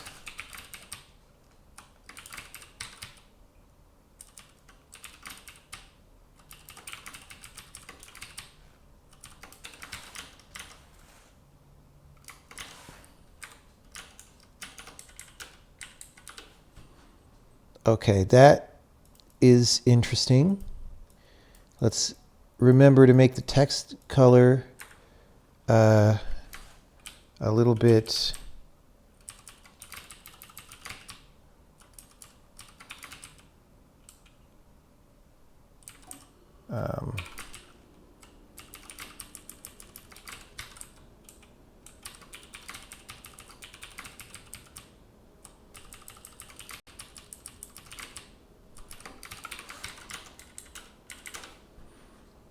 what? Oh, that's hard to read. Oh, yeah. Oh, yeah.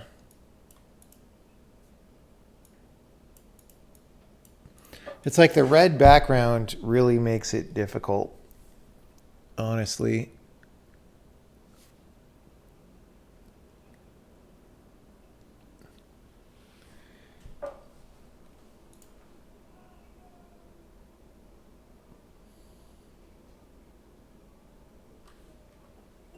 All right, T, pouring time.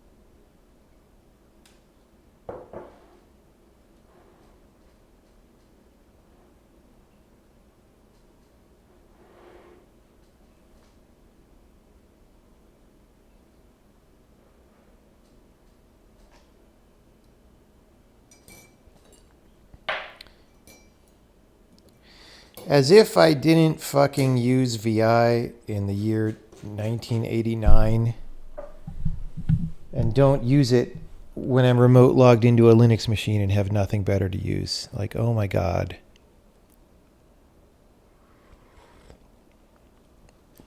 It's like people think I've never used an editor before.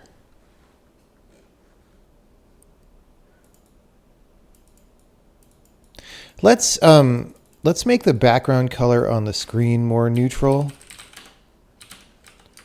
a little bit.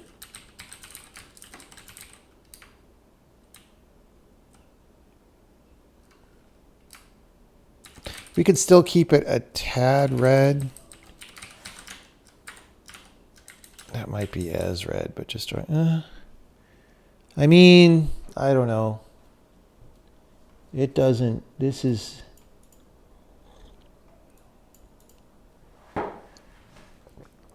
Actually, everything is hard to read now.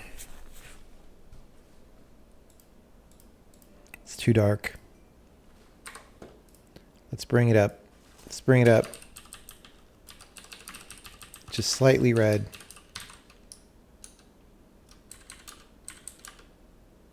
Oh my God, that's worse. Colors are hard.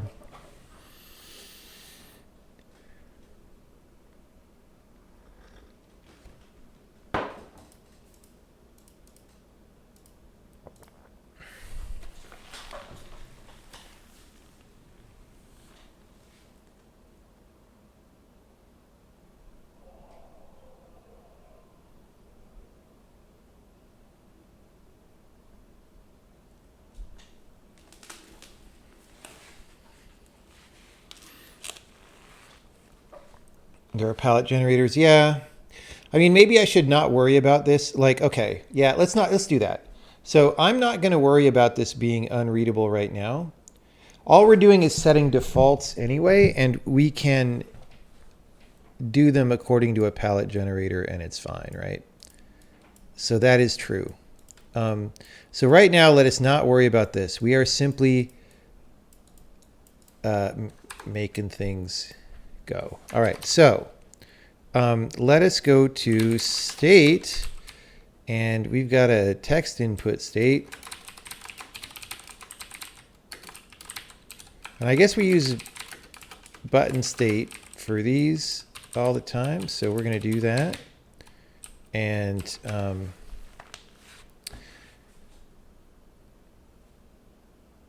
I don't know, that might be all that we need. We'll see for now. Let's see.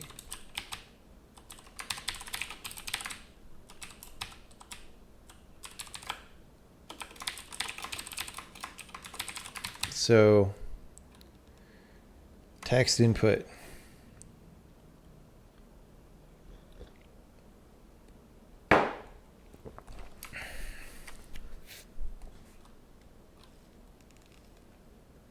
Will I bring over the color picker? Yes.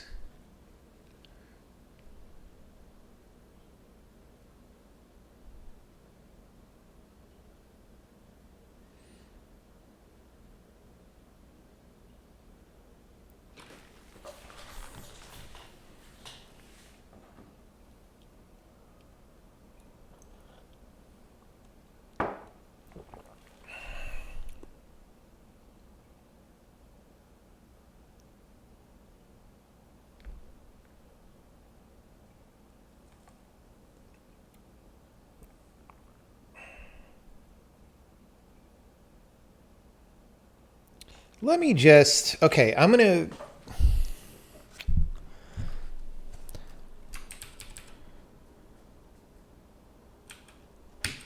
let's try to compact this so that we're not making a billion of these.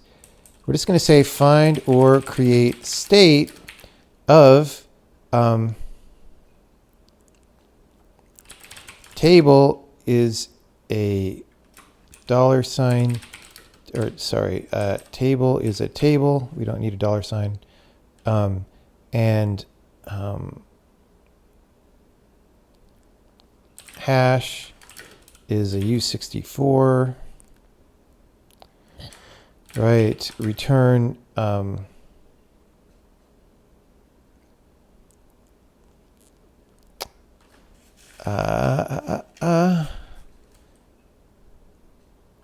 pointer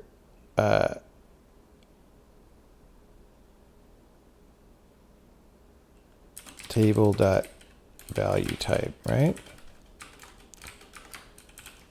And we're just going to say like this: p equals table find pointer table hash. If p return p, state is a button. Oh, state is a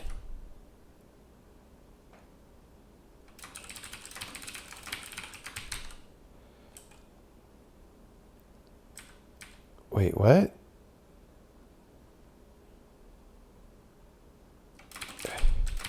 Okay, this is silly.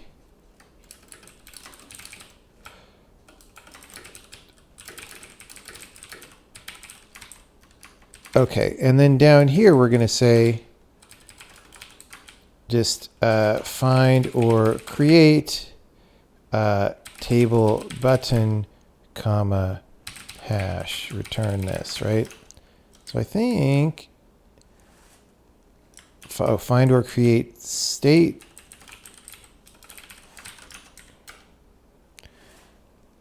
uh-oh, I didn't do a good thing.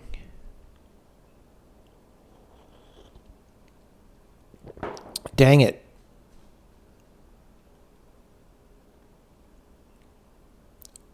This is broken. This is broken. Okay.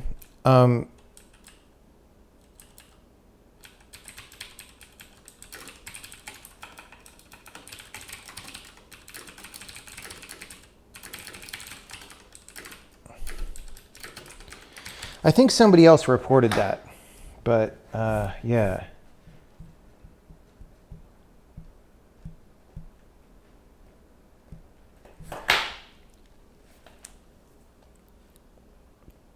So we could do the following thing, actually. We can just do that, I think. Oh, yeah. This didn't make sense, actually. All right. So we should have... Oh, wait. No. This is correct. Okay, never mind. No. This was wrong. This was wrong. You can't do that. That's not a compiler bug. I'm smoking crack. Yeah, I should learn my own programming language. Okay, so basically we can just do this. And honestly, at this point, there's literally no reason to have these functions.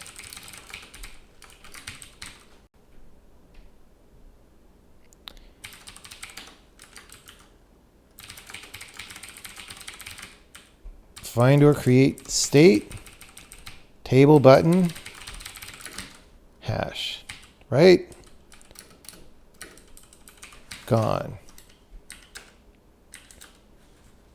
Look, it works. It works. There we go. Advanced features. Oh, wait. Oh, no. Oh, no.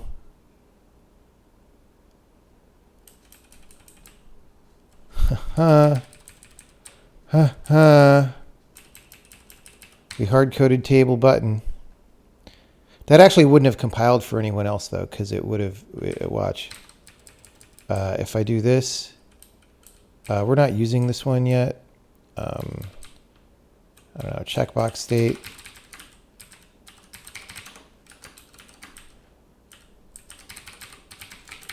This will not compile.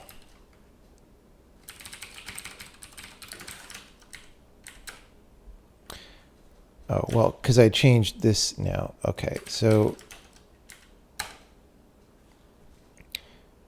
yeah, because here it's trying to add to table button because I accidentally didn't change that. So this is why you want type checking on this kind of thing instead of throwing void pointers everywhere. It will catch problems.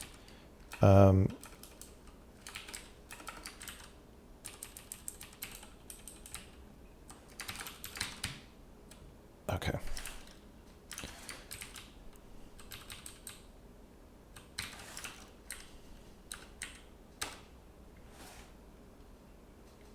Oh yeah. Got to take the pointer now. And we got to do that on button.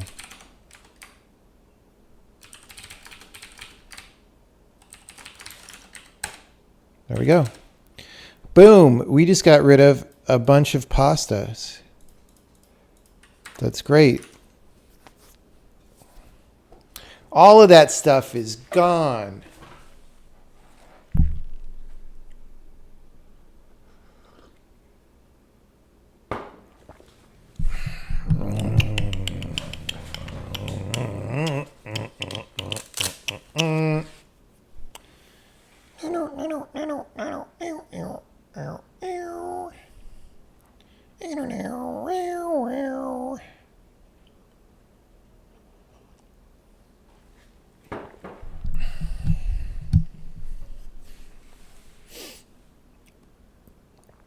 Okay. More code is more better. Let me get back to you on that. About whether more code is equal to more better.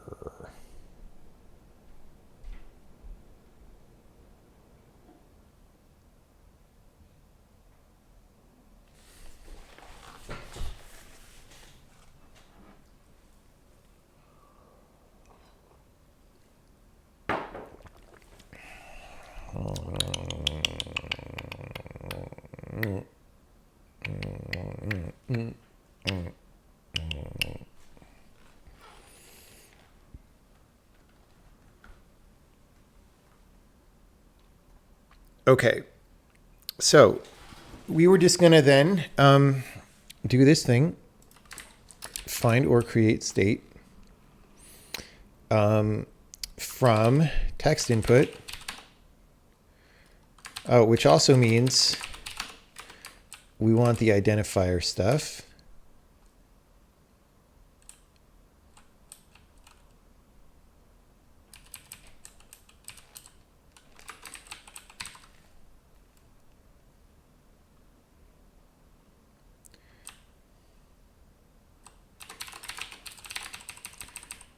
Right, so hash is going to be this.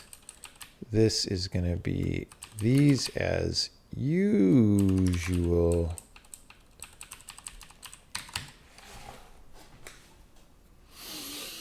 So that's good. Now we have a state struct backing this thing, and what is it for? Who knows?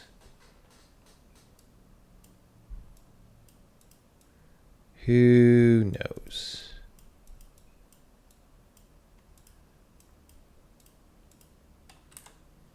Okay.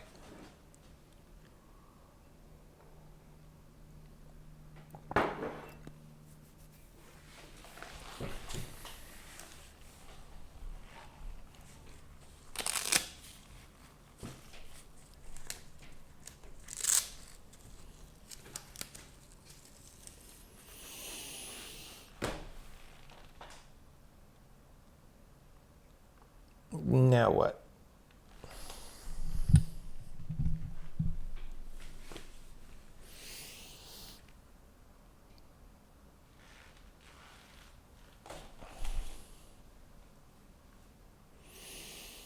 So the reason we were doing that is so that we could do our active timer, or let's do our over stuff, because our text box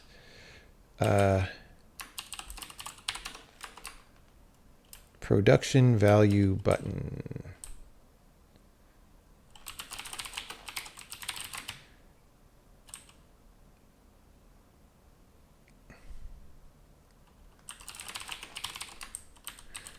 Whoops. So we don't call that here specifically.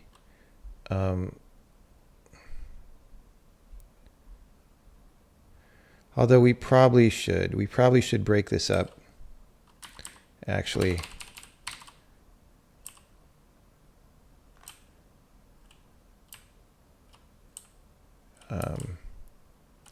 The reason is, did someone else call that?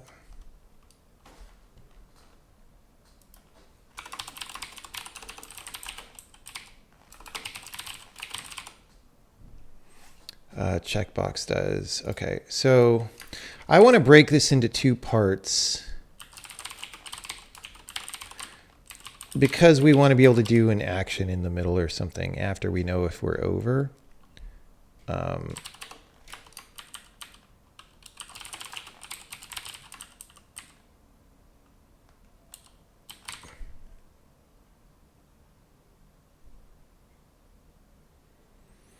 Although,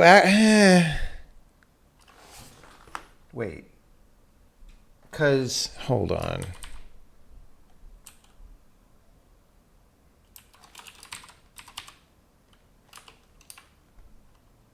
Update overstate doesn't actually do, it just does it. Okay, we're gonna do it here.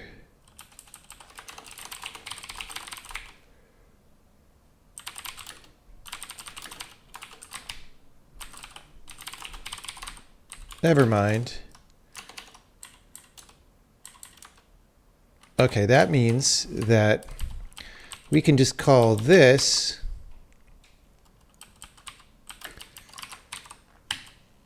and I don't know about the changed thing yet, but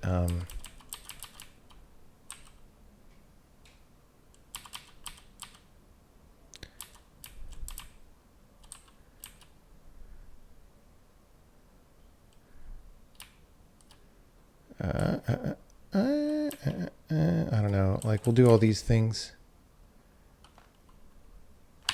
here, over factor and pressed factor. So that's over factor. Active factor.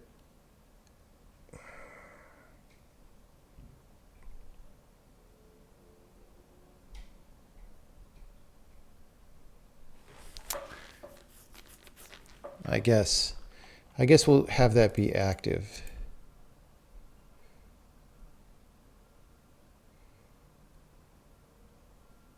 I guess. So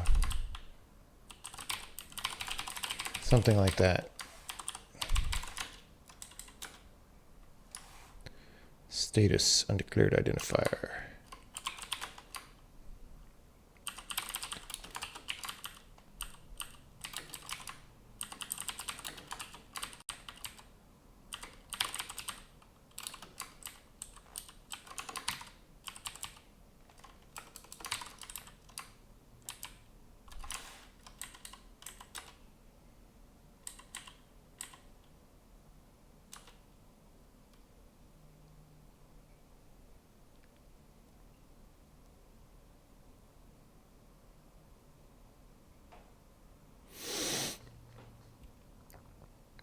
Error type mismatch, button theme, text input theme. Oh.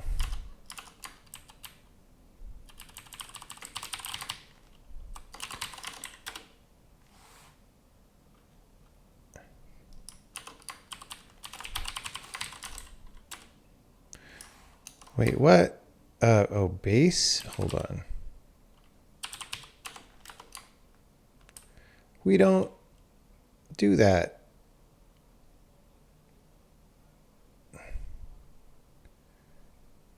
Dang it. Okay, hold on. We can't even do this same thing because we didn't put a button theme in the theme. So this has, what does it use the theme for?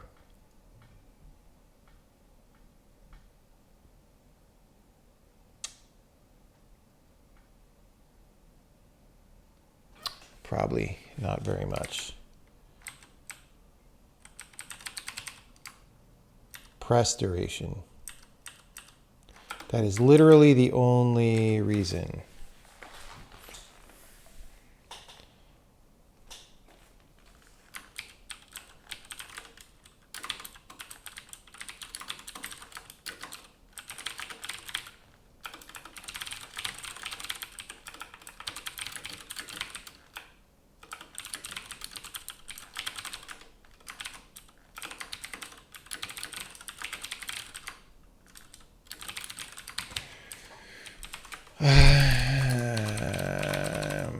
Button dot press duration equals O dot 3 whatever.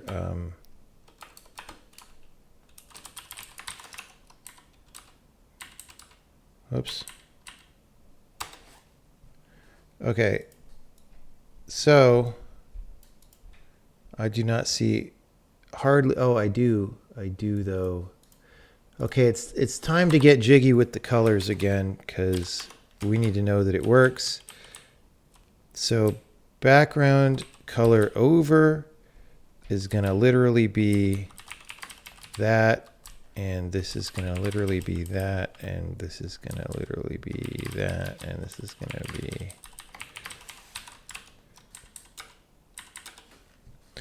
Whoa, okay, that's okay, no, wait. I've got to make that stop.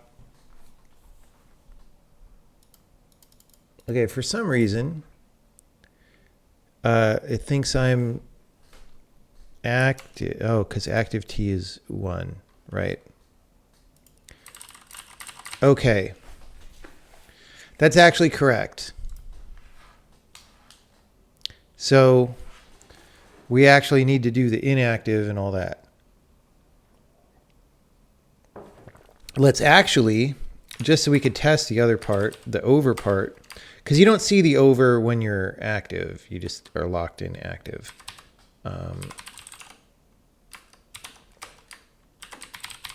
We're going to turn off text input.active. Oops. Come on, bro. There we go. Okay. There. Okay. Yeah. See that? Look how good that is. But we can't select or anything. Maybe we should allow that if we're not active. Right now we don't though.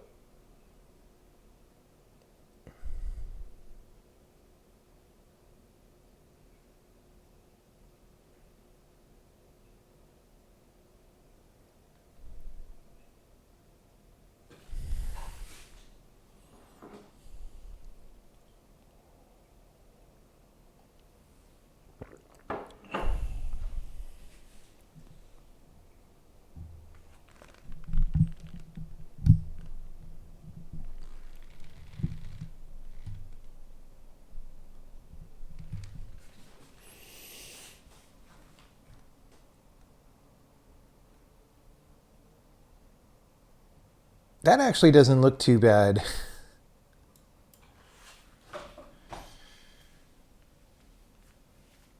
Okay.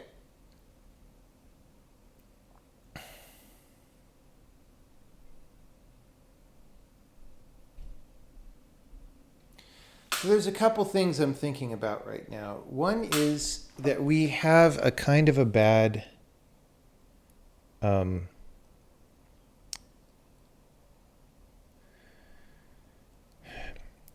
we're doing this X0, Y0 thing on this, which means when it's processing inputs,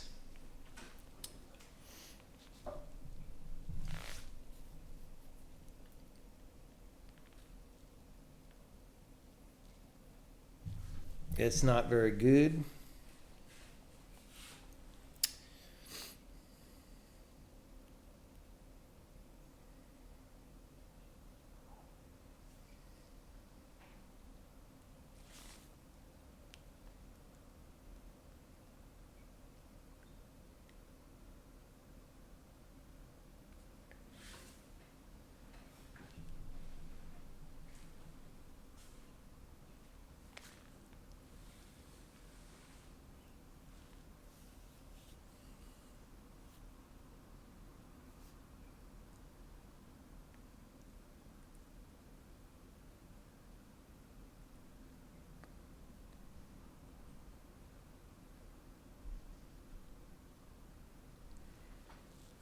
Got any new puzzle game to recommend? I do not.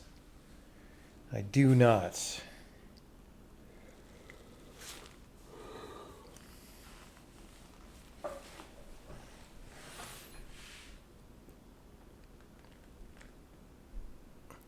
Yeah, I don't get the node editing fanaticism being espoused in the chat either. I would just say go try it. It's not like there aren't lots of node editors out there.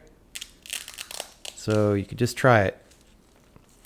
Make a compiler better than this one in a node editor, and I will look into it.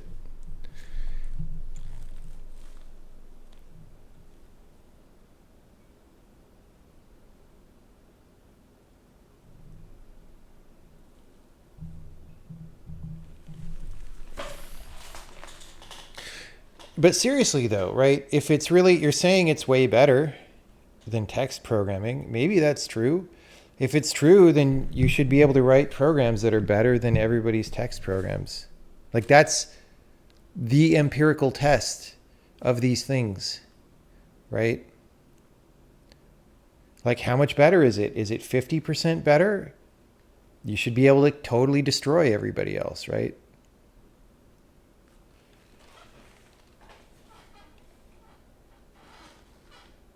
I mean, forget even compiler. Make a better game than any one of the games that's out. Do it, make a better anything, and that's the test.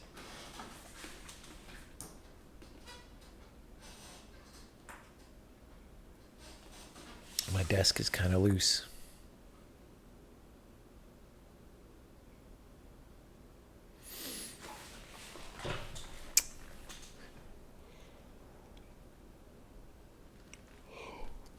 Okay.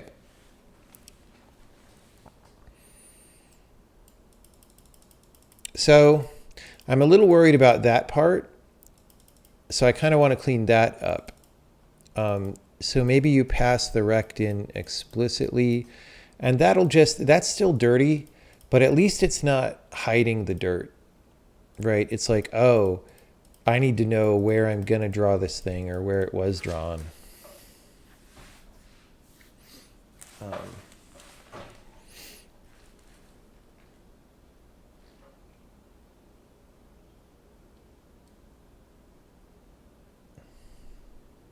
These are your theories. I mean, okay, but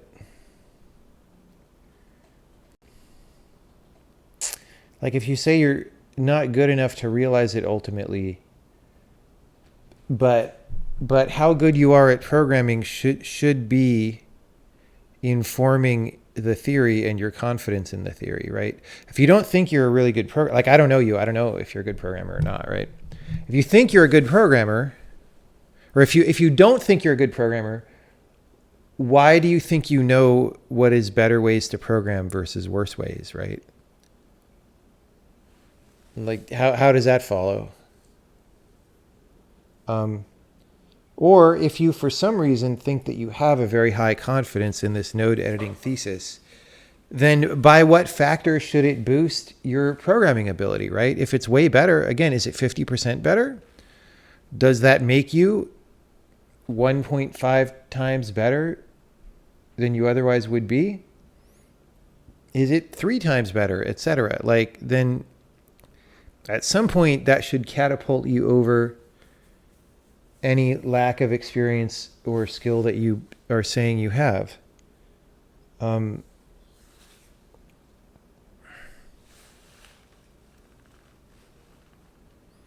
You suspect it. Perhaps it's hard to see radically different approaches if you have super firmly established given pretext. Well, that is true. Okay, so here's the thing, though, right? It's like, what's the thing? It's like they laughed at Einstein, but they also laughed at Bozo the Clown, right? Or whoever. Who was that quote about originally? Like big text.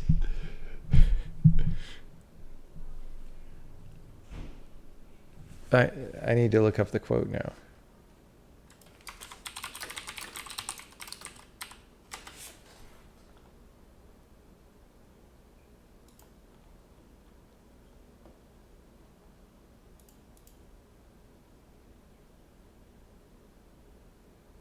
Okay, yeah, here's the full Carl Sagan quote.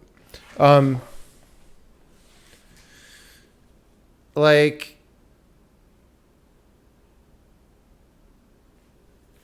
did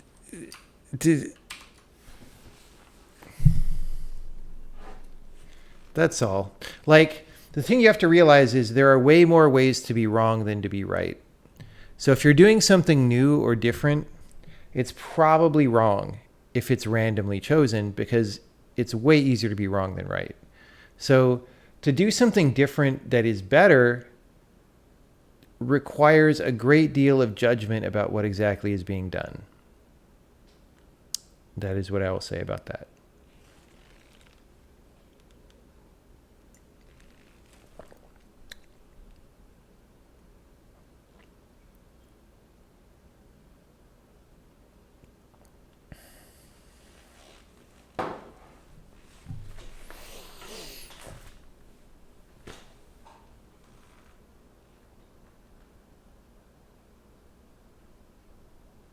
Text allows infinite wrong code. Yeah, but it's like when you're sitting here talking to someone, almost every noise that I make out of my mouth throat apparatus here is not a valid English word, right? But somehow I managed to make mostly a reasonable string of English language that people can understand, right?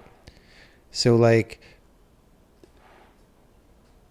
because the words are not randomly chosen, right? Or because the noises are not randomly chosen.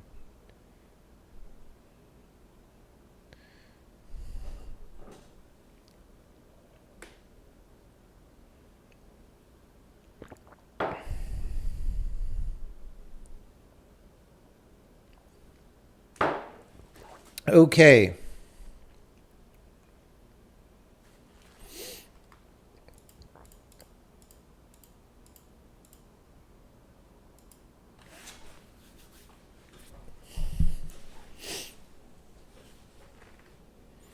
So, text input. We need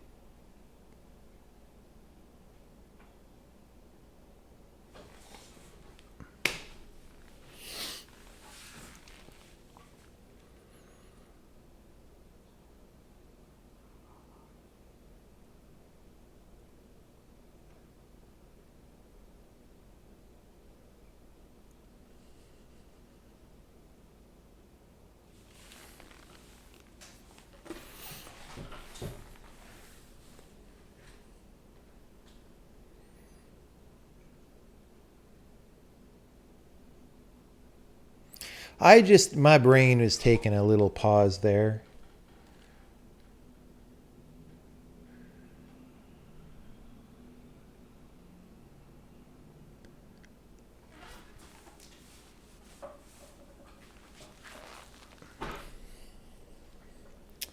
Okay. So we want to do the interactivity. This is where it starts to get a little bit hard because, again, we don't have a global focus paradigm. And we don't necessarily want a global focus paradigm, right? Like if you just want to draw a screen where you're like, please type the server address that you want to connect to. Like we don't want you to have to set up or think about a bunch of weird focus, right? So we would like to let you use the API below that level. Who knows? We'll see how that works in the end, but hopefully.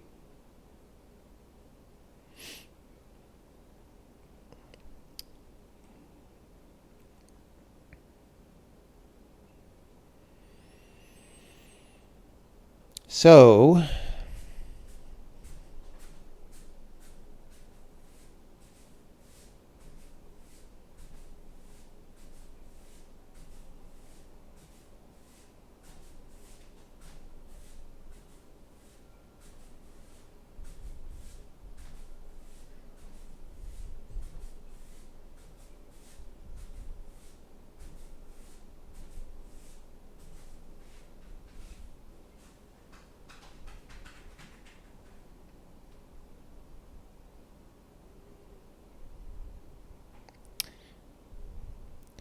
I mean, I guess we'll have the, okay, here's what I should do.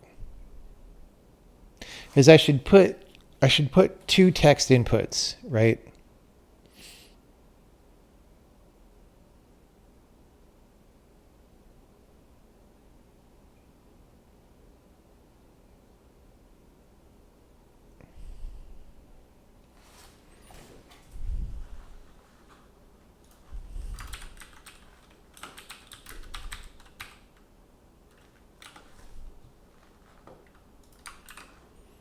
Okay. We're going to have 2 text inputs.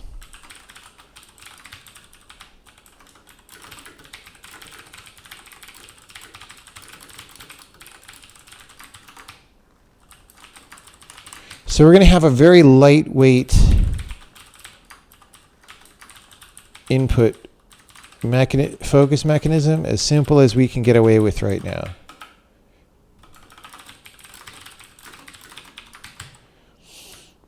Right? So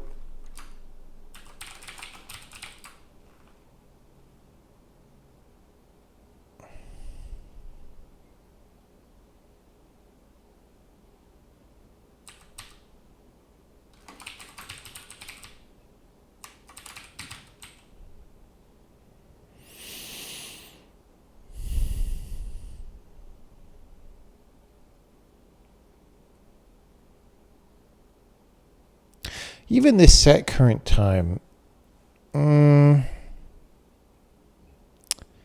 that should be on, let's put that.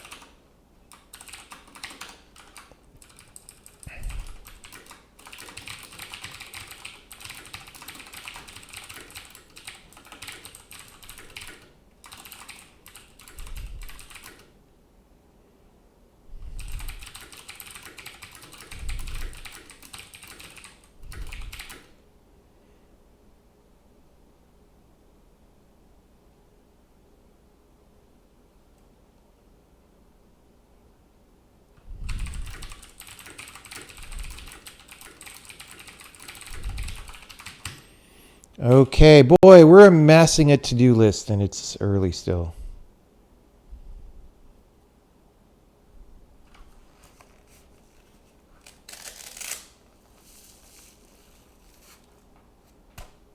Okay. So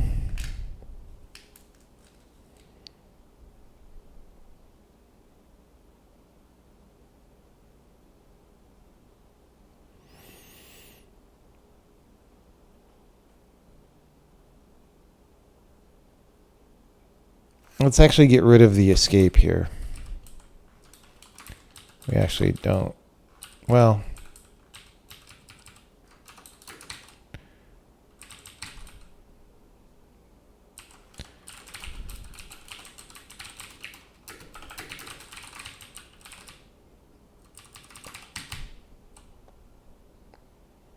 okay.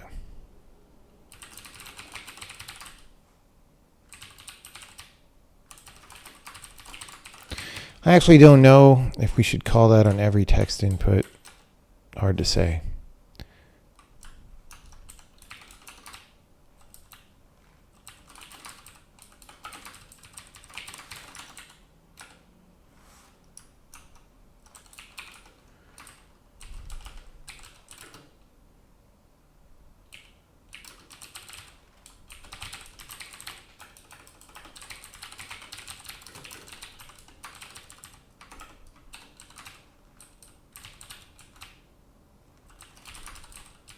Dang it.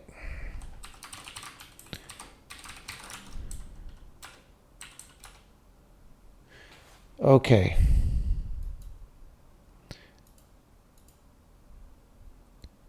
So that's great.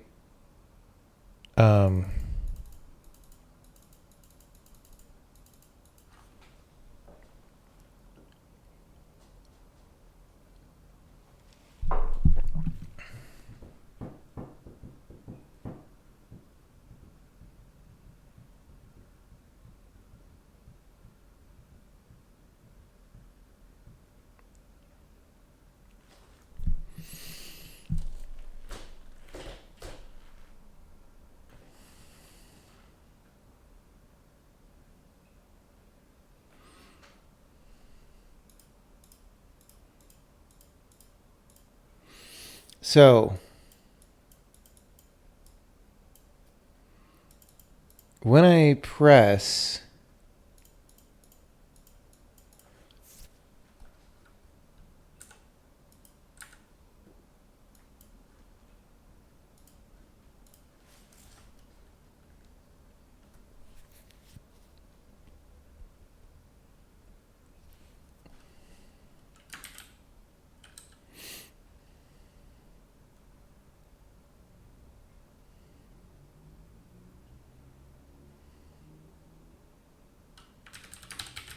I don't know how I want this to work.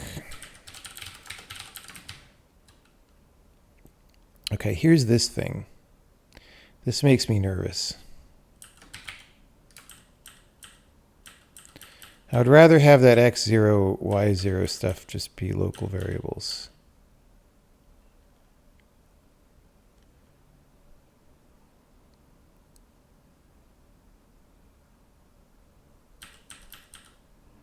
Okay, we're going to do this for a minute.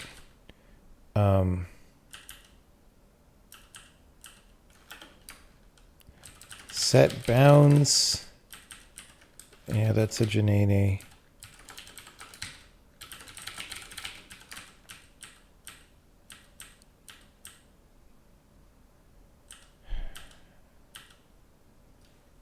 I don't like that.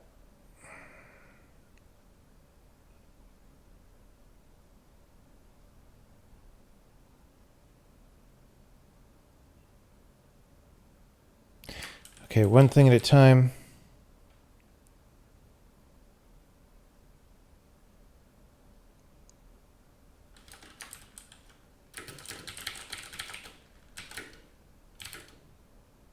That's like a frame feedback thing that we want to get rid of.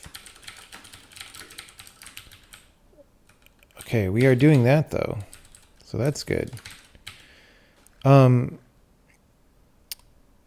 Okay, here's what I want to do.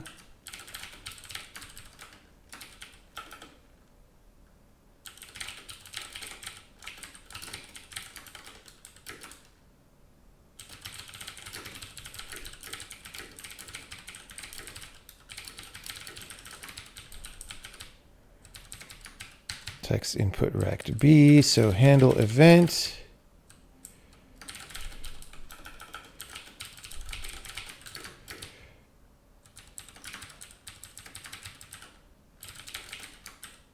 So we're going to go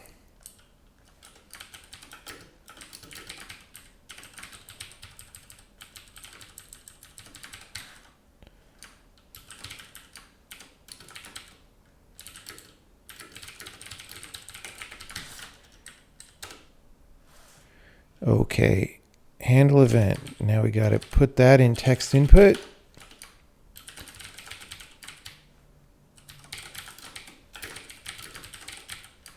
And then we get rid of that. Okay. And then these are locals now. Oh, whoops.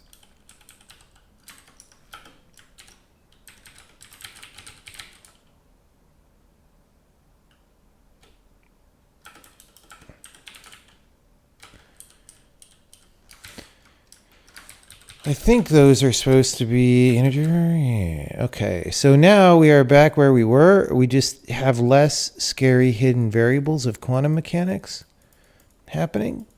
But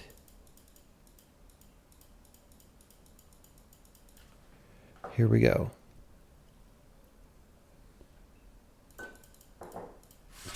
Now we need to figure out what happens. So when we handle event, I think we want to return some response flags. Like we say, like entered, we have these Booleans, entered, escaped, act.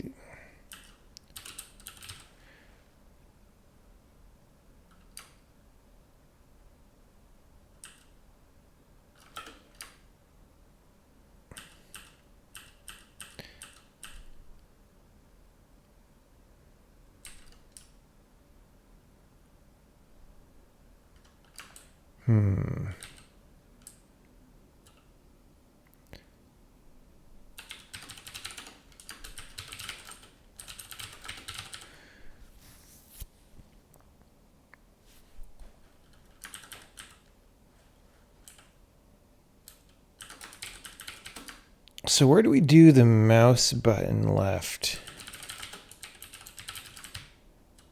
Update action durations.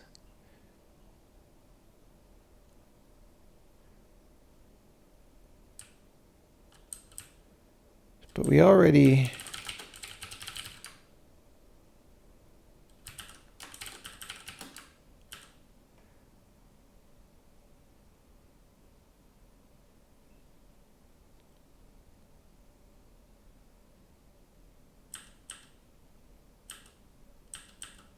Where do we set this?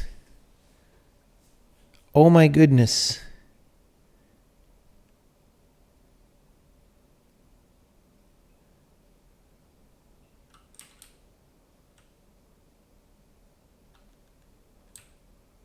It's in like, I think it's in core drawback.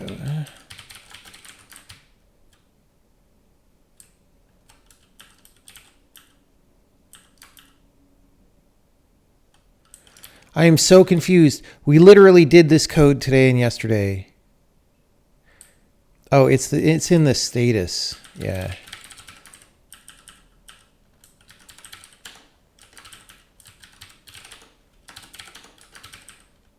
Yeah. Okay. Here's where I was like, where is this even happening? Okay. So when we draw the text input, we could say get status flags.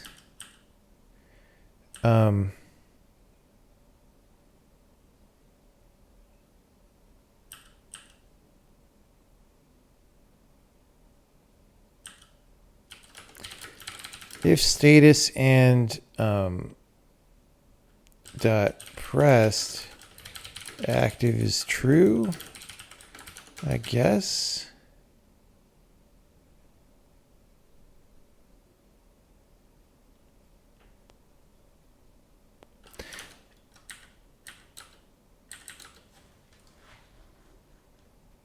Hey, there we go. Uh-oh.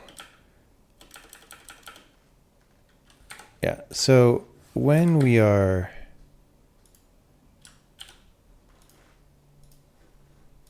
doing this handle event, that is not filtering by position, which is actually good, because if you want to like text over to a text input and start typing, you don't want that to be bound to the actual rect of the thing.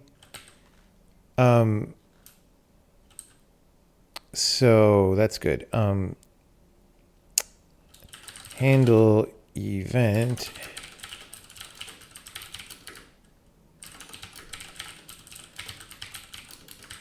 Okay. Now,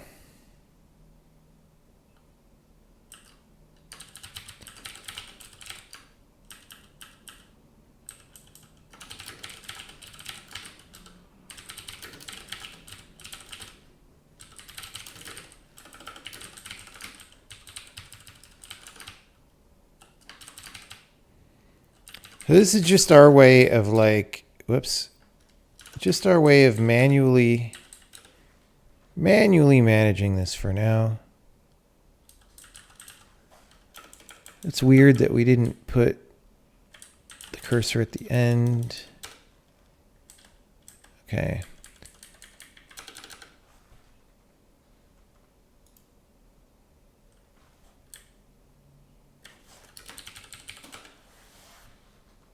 Okay, so now I can flip back and forth. I can select a word from one and put that in another one. The right justification is that's something we're going to have to work on. But I might even, well, we should do that.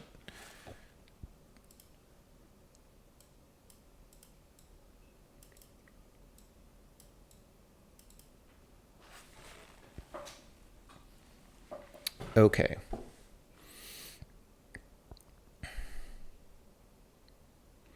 Actually, I could style one of these as right justified and one as left justified.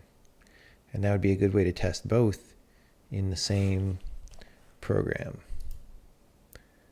Okay. So there's some things that are not perfect about this. So especially if I click over to another one and I start dragging, wait, yeah, you have to like click in it and then start selecting.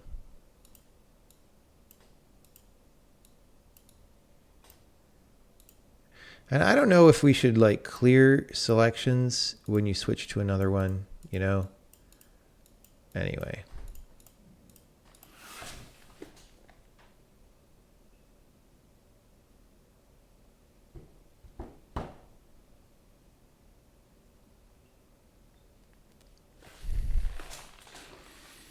If you had temperature data expressed in Celsius and you want to display it in different units, would you pre-calculate the values for the other units or calculate on the fly?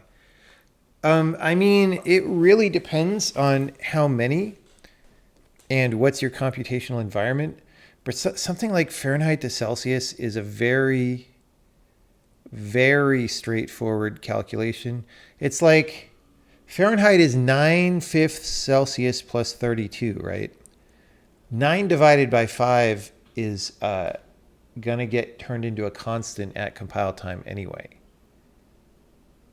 So it's a multiply and an add. Like, you just don't really get much faster than that.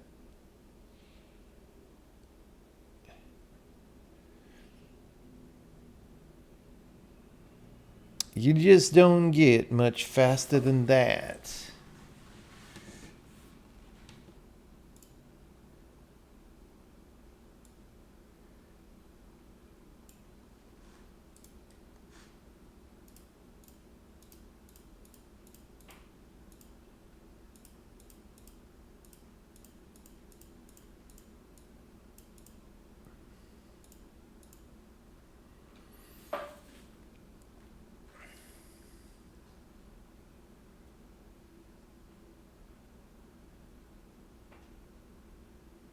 Usually selection is not cleared, it's just hidden. So if I went back to it, I would not draw the selection there. Okay, yeah, we could do that. We could do that.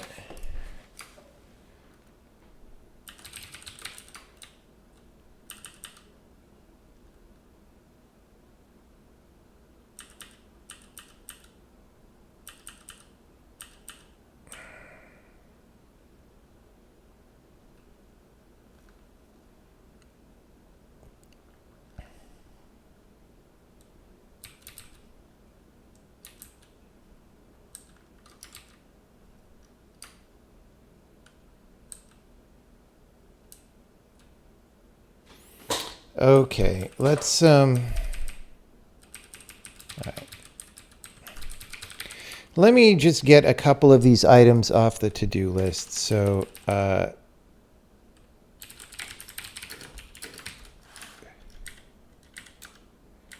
okay, so here we go.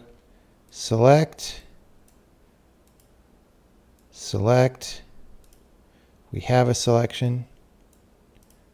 We have a selection. We have. Okay. Okay.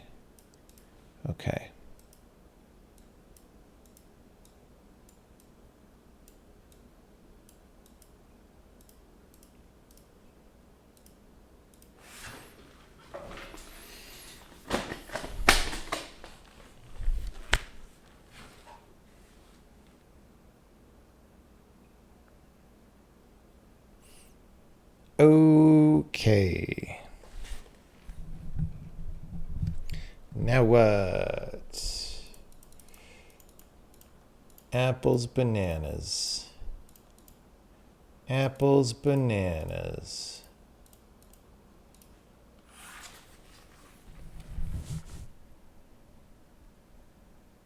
Um...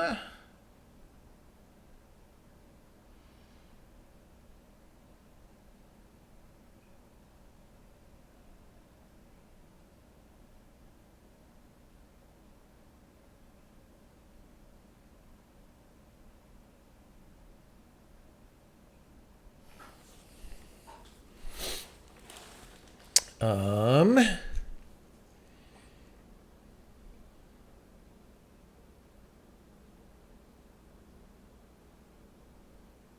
I'm starting to get tired. We have streamed what? We did 5.5 in the last stream, right? 2 this morning when I woke up at 4:30. And then another 3 just now, right? Is that correct? We've done 10.5 hours of streaming today. And we're not done yet. I noted that I was getting tired.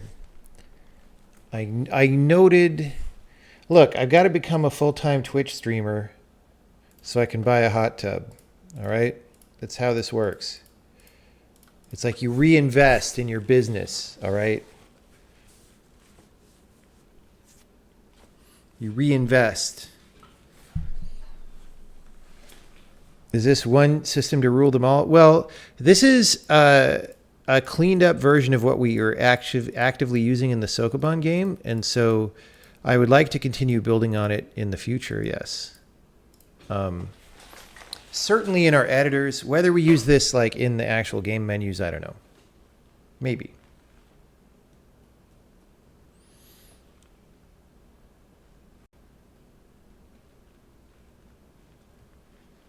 Okay.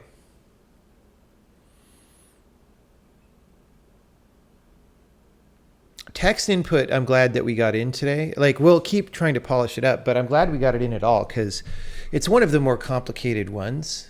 Like, a lot of the other widgets are, you know, I don't know, like button is probably the simplest, right? But yeah, this is pretty complicated.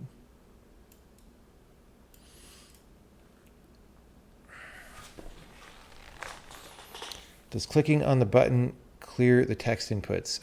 No. No, it does not. Like whether that should happen, I think is or not. It shouldn't clear the text input, no. But whether it deactivates the text input, I don't know. Like that's a whole thing. Right now, we're sort of just doing the individual widgets, and we're not trying to orchestrate them too heavily, right? That's like a thing like that. What the policy is, we will figure out. How does Control A work? Yeah, so like I could go here, I can go Control A, copy, paste.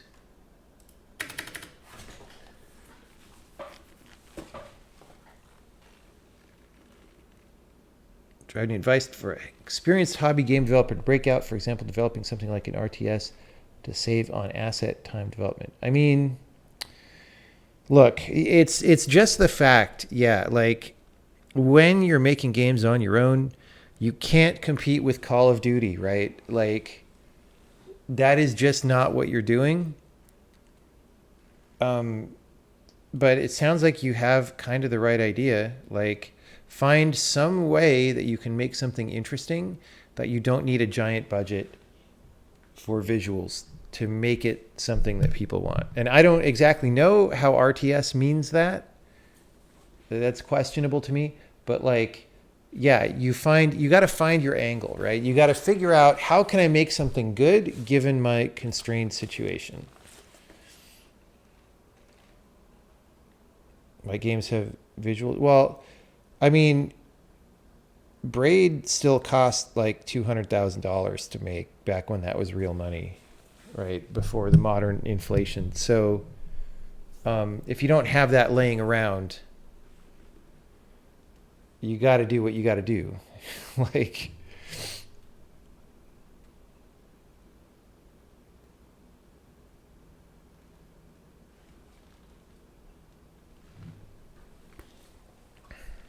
$200,000 is a lot of money to a normal person just going through life, but it's very low as a video game budget. Like, it's just not a lot of money for making a thing.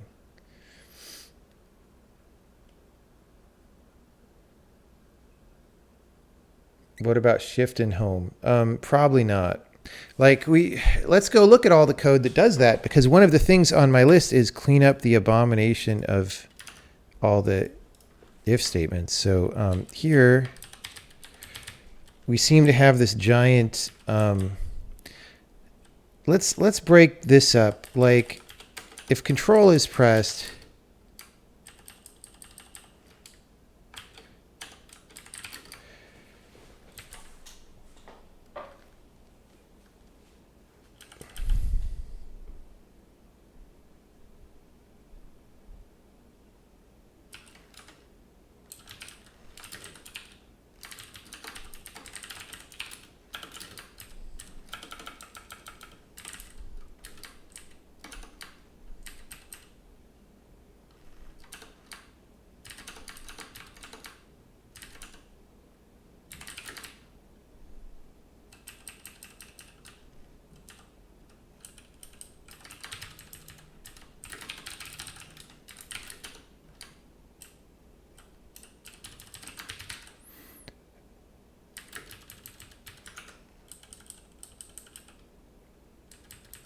like, dude, Emacs just seems so inconsistent about indenting anything like this ever. Okay. So if it's A, C, insert.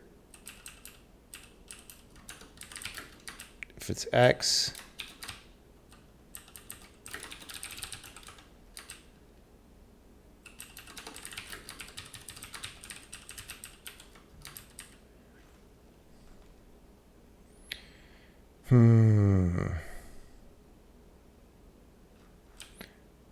Let's do it the other way around. This was fine.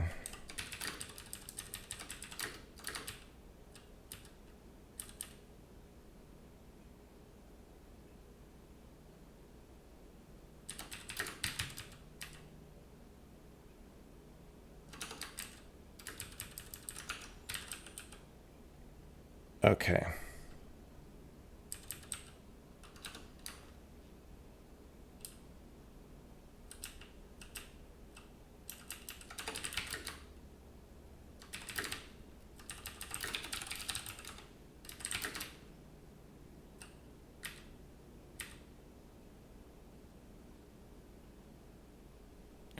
Oh, did I delete?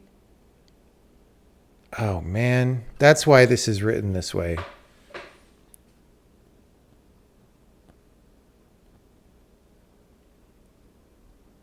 Dang it. You can say Control Shift Insert to paste. Is that like a frickin' thing?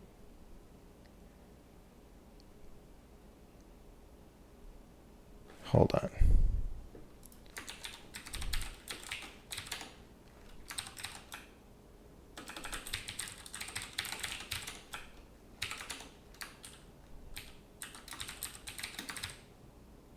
Control C, Shift, so Control X, I see. or shift inside. Okay, I wasn't reading these if statements very carefully.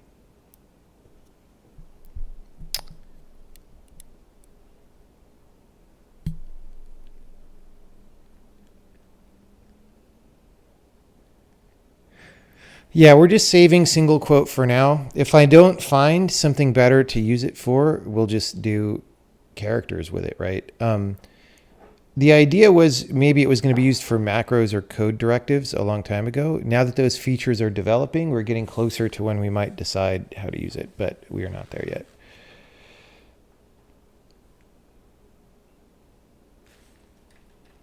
Let me undo all this stuff that I just did because, wow, it's annoying.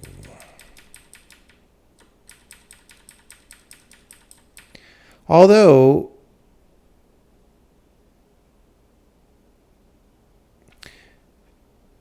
we want you to be able to drive this text input from outside.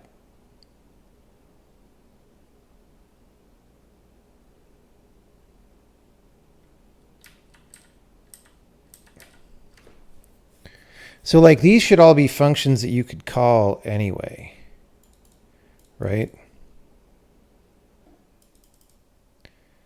These should be like select all, blah, blah, blah, right? Does this make sense to everybody? So that if you want to have a select all button, you could just click it and do this, right? Okay. We'll do this in 2 phases. First, we'll factor that stuff out. And then once we do that, it'll actually be easier. Because then we could just do a giant switch statement and just call the same function from different places and it's fine. Whereas when you have all the code inline like this, it's not really fine, right? Okay, here we go.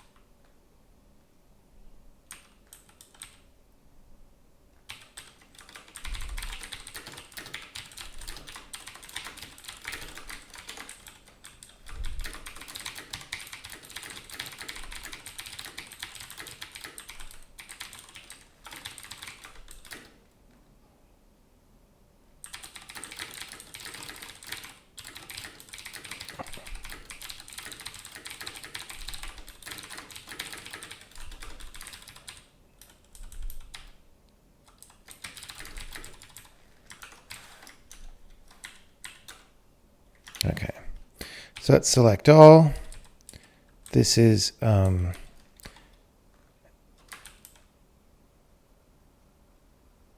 should I put a prefix in front of this just to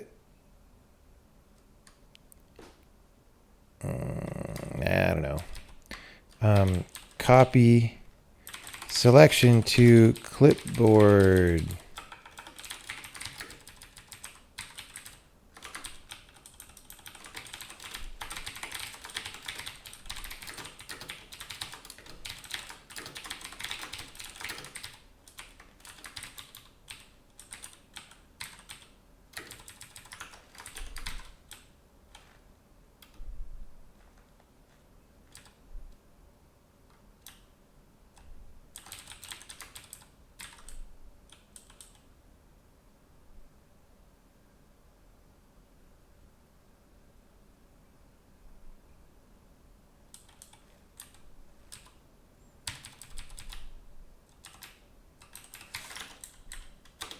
Oops. Okay. Cut selection to, okay, so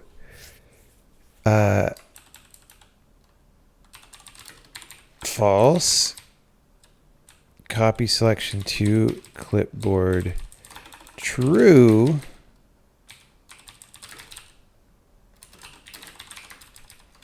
if cut, we do this. Look at that. We're making gains. Okay, Control V is insert at point. Right, insert at cursor.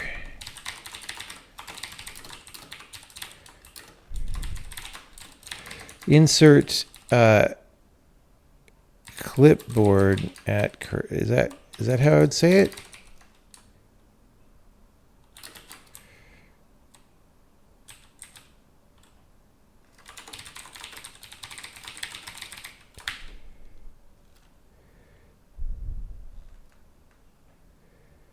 Pass a V and accompanying flags. I don't even know what that means. Anyway, I wrote that comment, I think, and I don't even know what that means. Insert clipboard at cursor input, probably. Boom.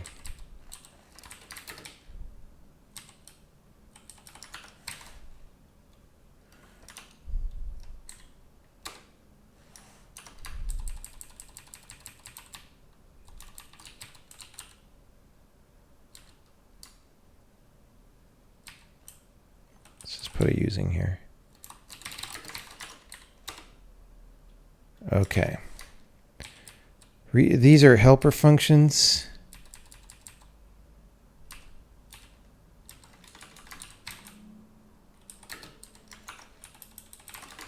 This input handler routine is going to be a lot easier to read.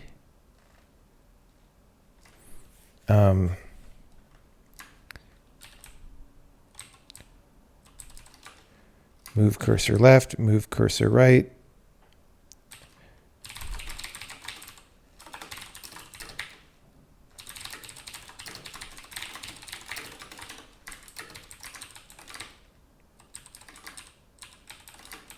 To beginning.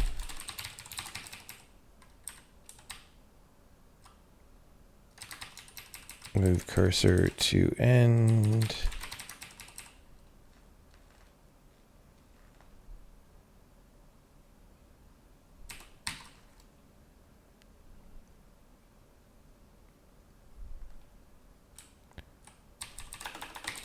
Okay. Move cursor left, move cursor right.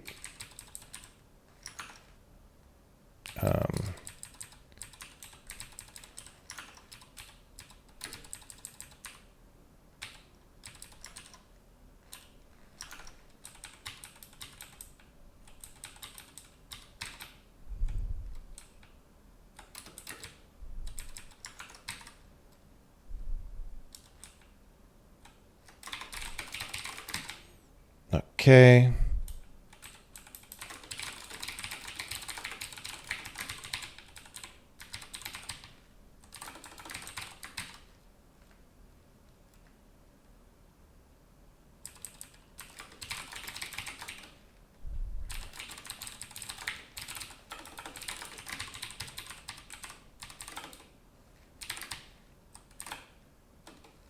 Okay.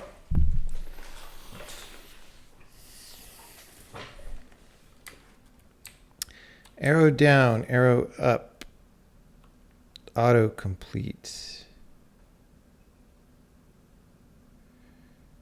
Navigate history.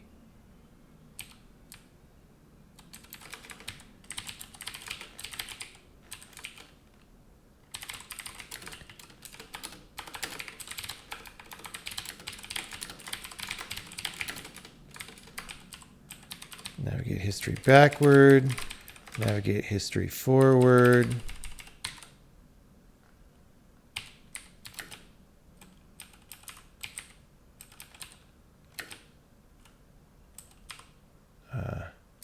That's forward, actually.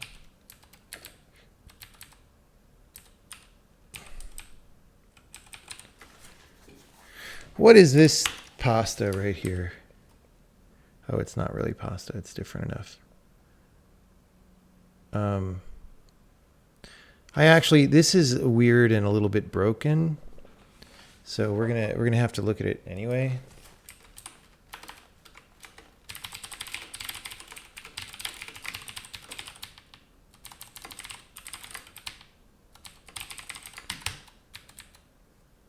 Mouse button left, over, deselect.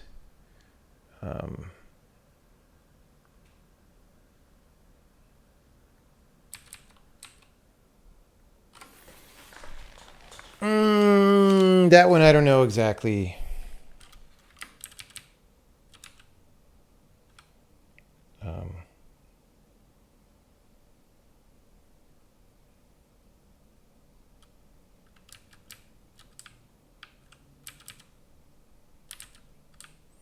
So backspace from cursor and delete from cursor.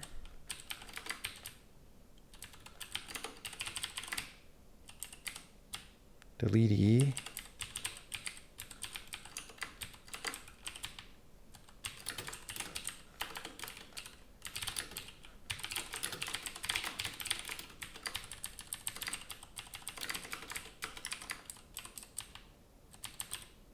Dang it. Okay.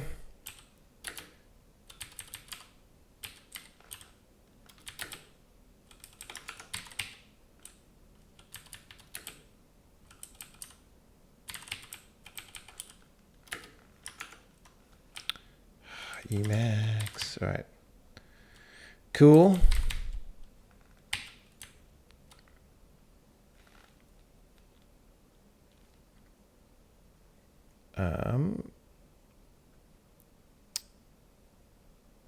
Okay. This will be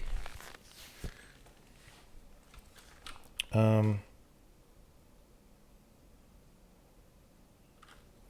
don't know, press enter, whatever. Look, I'm doing like they say you should do in programming school and factor your function into other functions. Isn't that great? I learned how to program.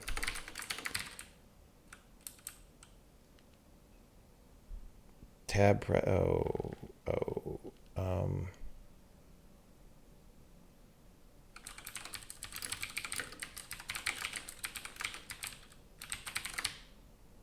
whoops.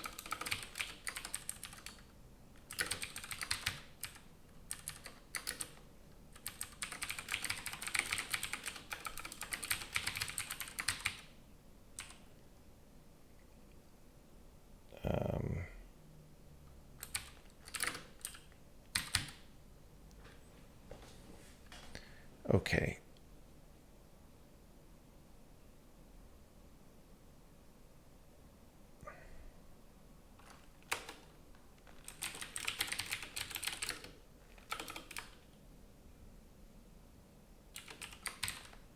Oh, you know what?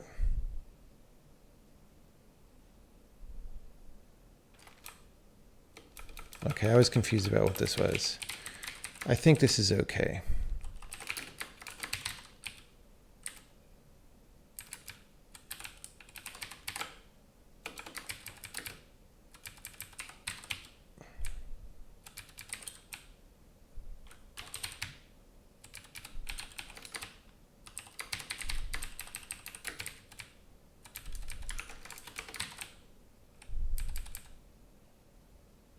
Okay.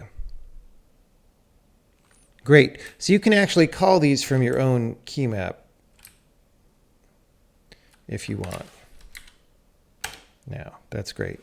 Event. Oh, no. No.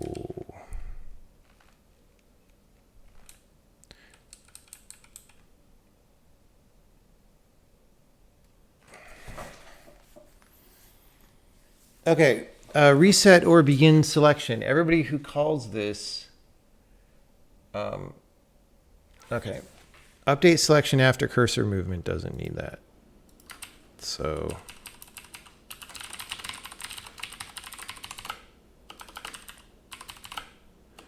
let's get rid of those. because people will not have an input event to pass here if they're calling this on their own. So reset or begin selection. So this is going to be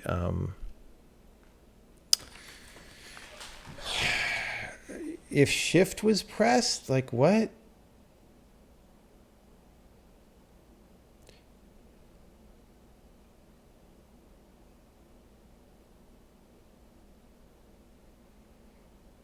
Why do we care if you were holding down shift? What? Somebody explain to me that. So we've got that.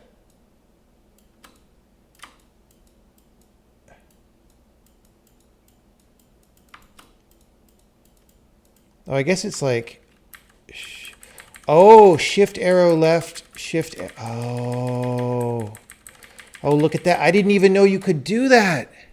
Is that a thing in Windows? Like you just have your cursor somewhere and you go like shift. Dude, I had no idea. I always do that with the mouse. Wait, can I do that in Emacs? Oh my God.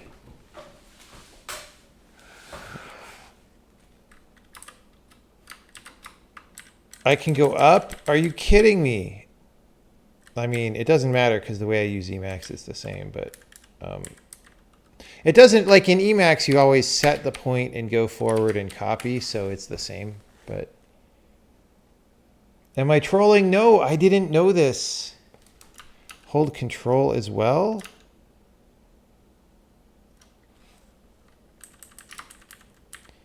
Oh, it goes by words. What is the magic? Okay, so that's a few things that we're going to want to do.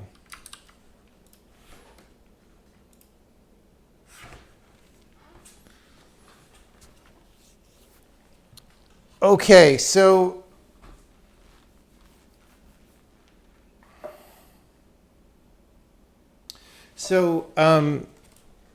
reset or begin selection is just we get a do begin, otherwise we're resetting. It's a little weird.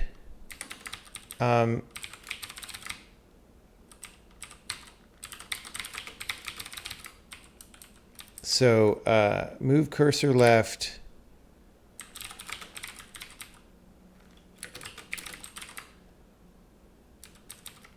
Right, and shift pressed.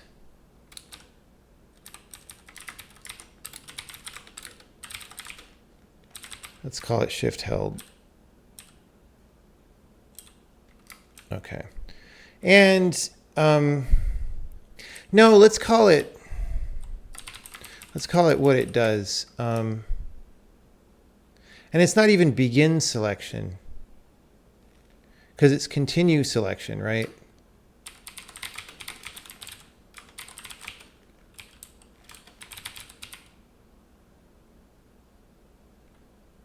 Hold on. No, oh, I see. Okay.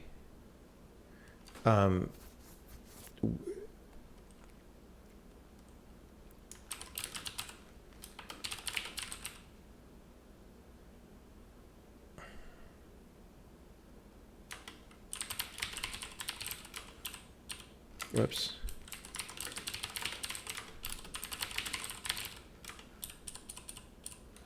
Okay. So instead of shift pressed, we're going to say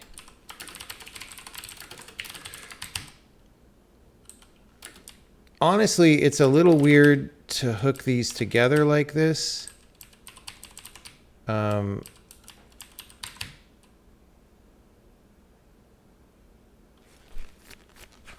okay. And then here,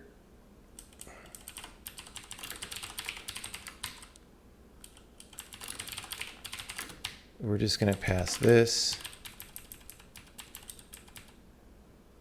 And then we'll worry about the control part sometime later. Some people are not ready for that. Shift held.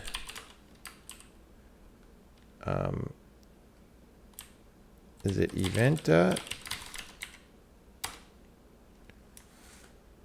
No. Shift pressed. Yeah.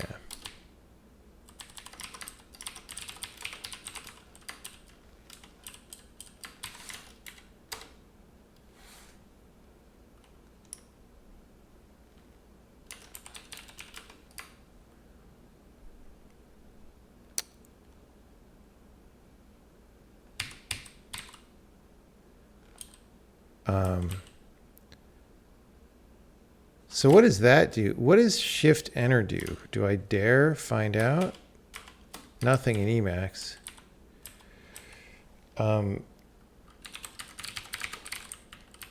True if Shift plus Enter was pressed.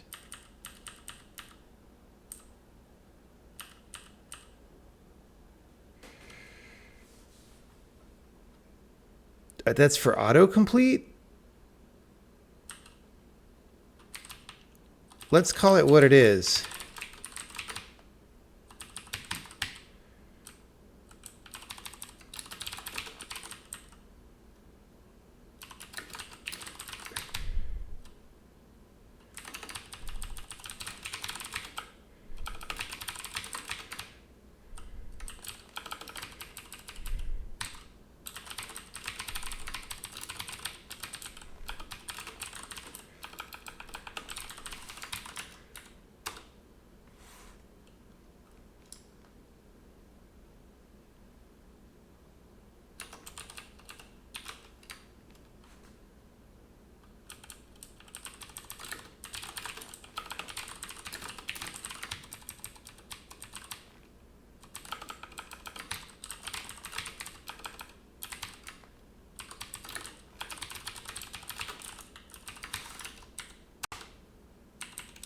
Okay, let's hope this all still works.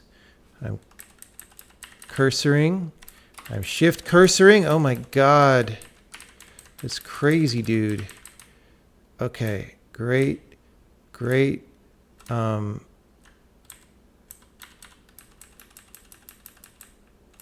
not doing autocomplete right now, so that's fine.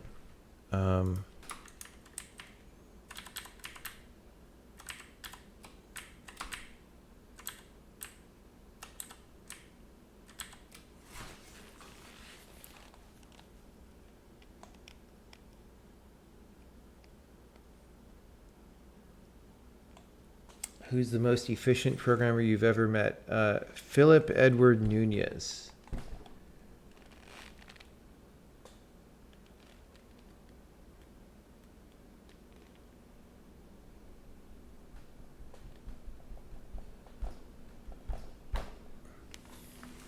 The pink background is not flickering. You just have a problem with your retina seeing pink, is all.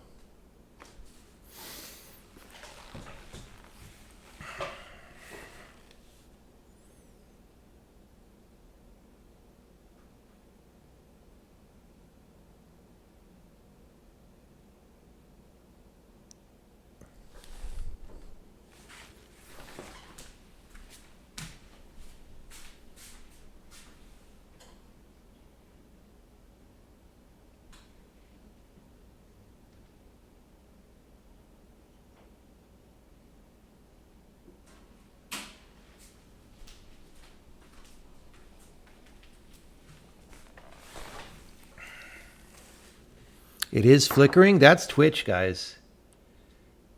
It is not flickering on my screen. Or I'm blind.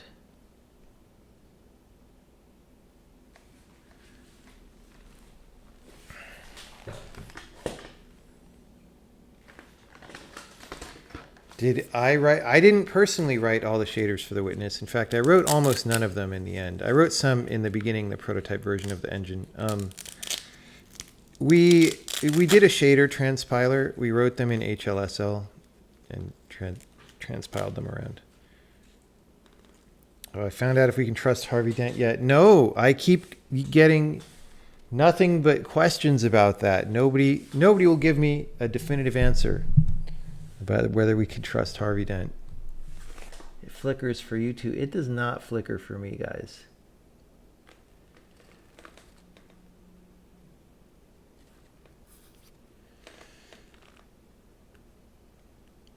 We have found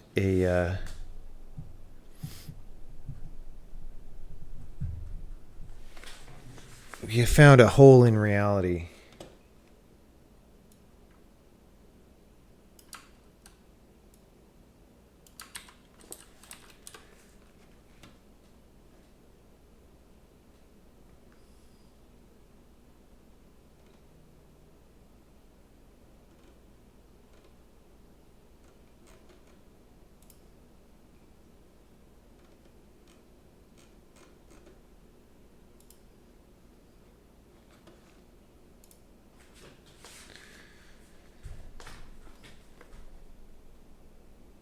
Oh, it is strobing a little bit.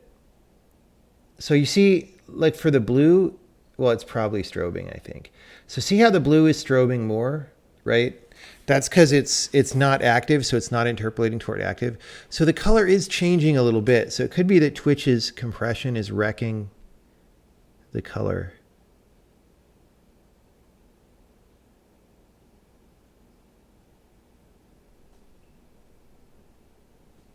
I don't know. Maybe it is flickering a little bit. Actually. Maybe the Twitch compression is magnifying the flicker from barely noticeable to like huge.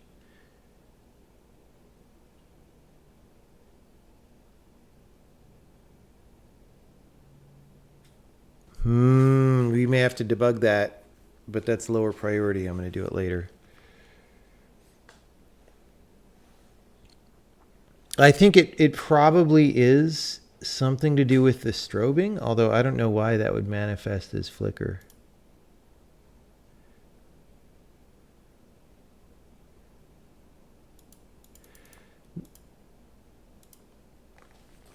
Anyway.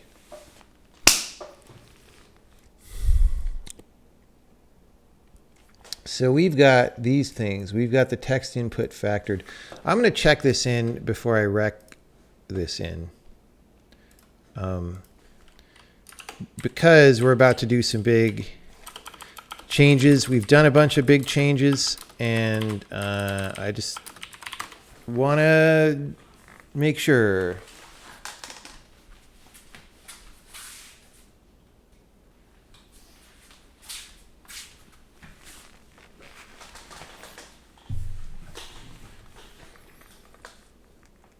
Floating point is the lerp and not happy. The lerp is not happy. It's possible. I don't actually know. If you double click, does it highlight the word? It doesn't currently know. These are like things that we'll probably add later. Like these are things that we just never wanted for the game, right? So we just never put them in.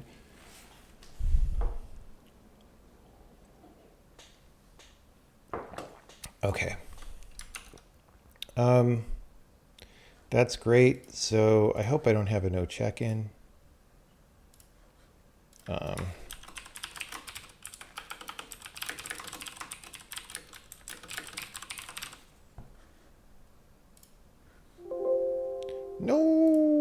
I should have looked. Oh. So I do this thing where I change no check-in to yes check-in so that I can check in. But I still know when I look at it that it's a thing. Okay. So we checked in. Let's yes check in that. So now I can go back to this situation and let's just make this more reasonable.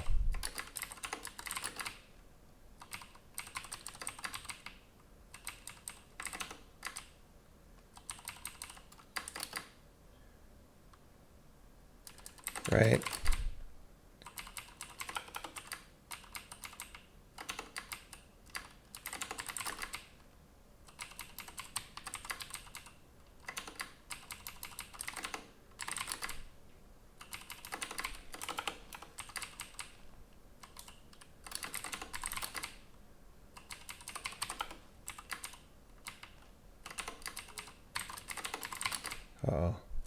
Is mouse button left going to fit? It's not, is it? Okay, well, that's fine.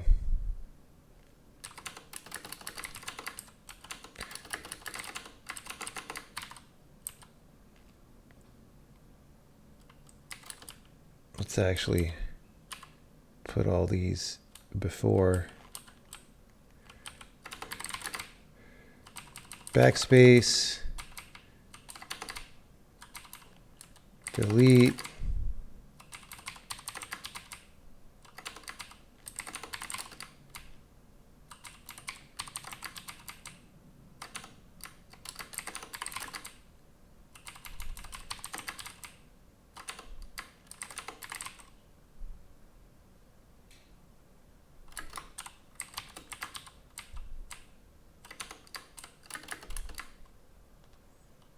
Okay.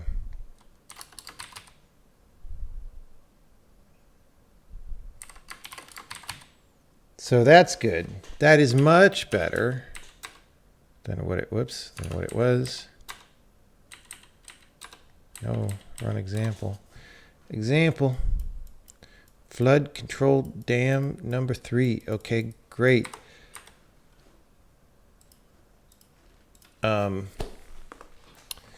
Now what?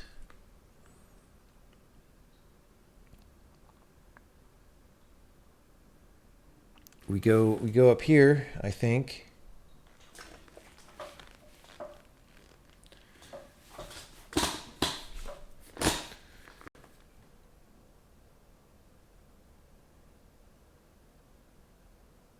So we can go if event.control pressed,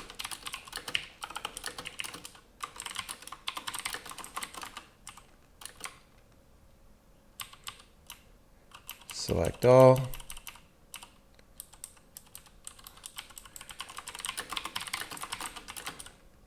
copy selection to clipboard,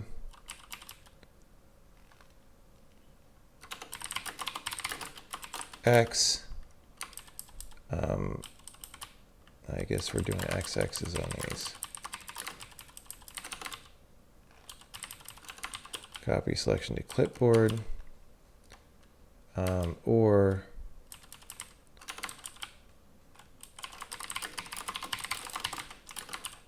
that.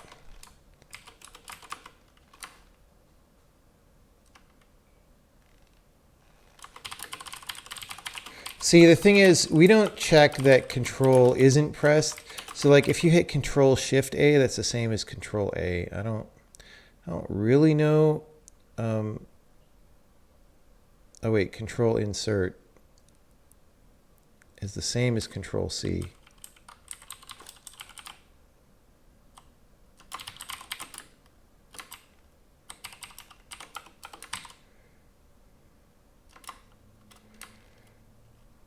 Control insert, but shift delete.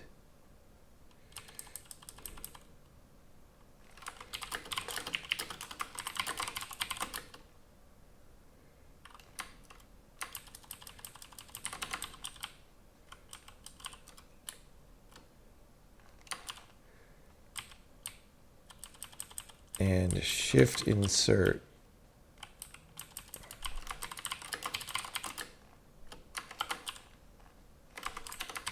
So shift insert, shift delete is cut, is control X. Okay. It's fine. Totally fine. I think this is way more readable. And this is a lot more. Now, if you wanted to do like a key map file with callbacks instead of this, it's pretty clear how to do it, right? Whereas before it was like, I don't really know what I'm looking at.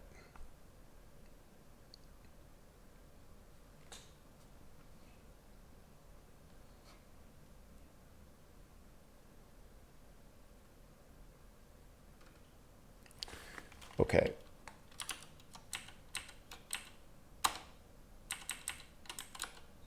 So there, control A, control C, Control V, select, Shift delete. That should have cut so I could go there. Yeah.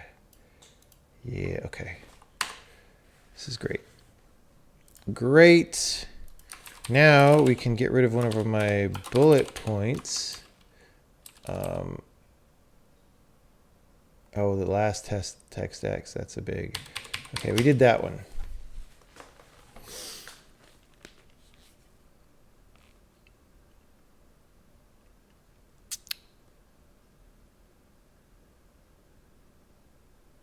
How do I work so hard? I'm not working that hard. Like, dude, there are people who work on farms for 16 hours a day. This is easier than that. I'm just sitting in front of a computer. I'm basically playing Escape from Tarkov, but this is more fun.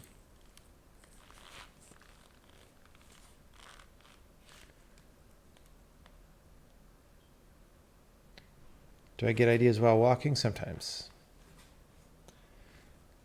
Sometimes. Okay. Now what? I kind of think text justification is the next, because the weird right justification thing that's happening is a side effect of something special that I did for our specific editor that is probably kind of breaking a little bit accidentally, right? What's Control Shift Insert do? I don't know. I don't know. I don't know.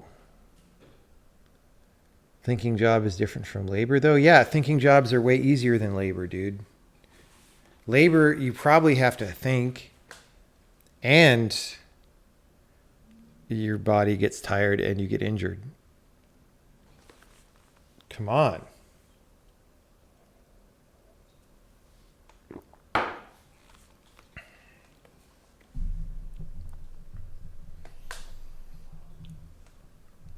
Imagine I had to go be working in the Kung Fu mines every day, man. It'd be rough. Control Shift Paste is supposed to paste raw text instead of styling. Yeah, we don't copy styling anyway. We just wouldn't know what to do with it.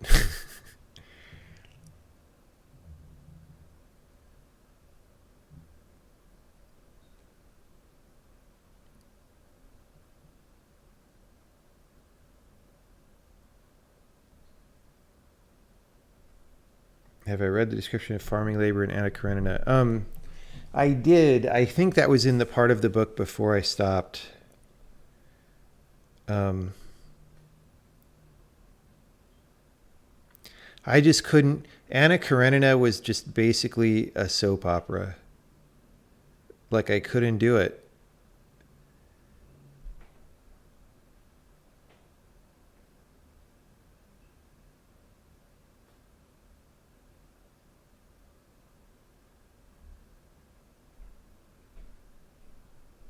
Of course, I was listening to it on an audiobook as well, and I didn't really like the reader of the audiobook. It was very emotionless read, so that probably didn't help. So, it was written in one language. I was listening to an audiobook in a different language from someone who's maybe not the best reader. So...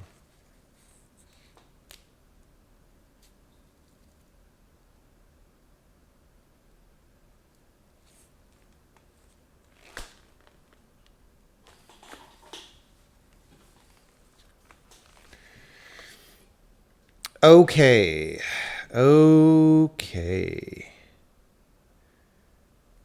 We're getting about to the end of my useful stream time for today. I feel like I wish I'd gotten more done than we did. But we did pretty good. So we got into the thing, right? This morning I spent an hour or more deciding what to do. And then we said, actually, we got a lot done today. I said, hey, let's get the widgets. So we made this entire module. We made a sample program for this module. We had these buttons yesterday, but we made them like smoothly color change and stuff and have backing stuff. We improved our backing struct thing so it doesn't require as much code. We got check buttons and radio buttons into the module. We did this enum thing and cleaned out the grow to enum code. And we got text input in, and it basically works. Although now, you know, there's a few things that are not perfect about it. And I'm sure text input will be an ongoing project, right? Like that's the most complicated thing by far. But this is pretty good. And so I think I want to do a little bit on justification, and then that's going to be the end of the stream.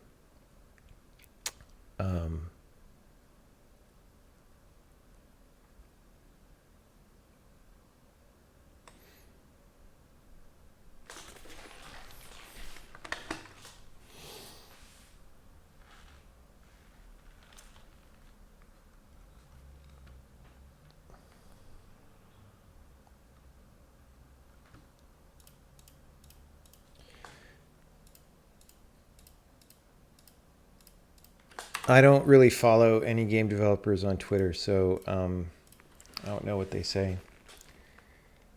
No castle flipper. No, I think I've flipped enough castles.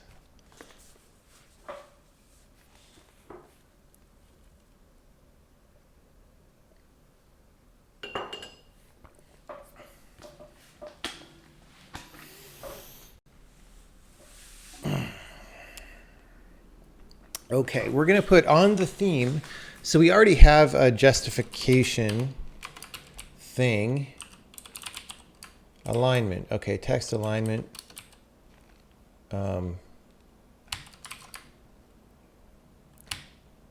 Okay, we could name that the same thing as opposed to, because we were calling this one horizontal padding. We want to be consistent about this, so let's actually do this differently. Let's do it in M's, which is probably okay.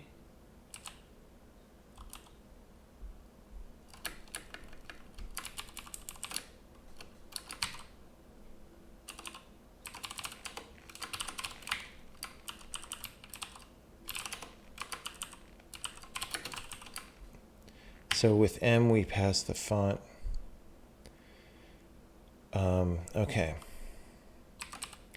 So we just, let's get rid of this other file. So it's going to complain that that no longer exists. Theme.alignment pad ems. Theme.font. Okay. So xpad. Now,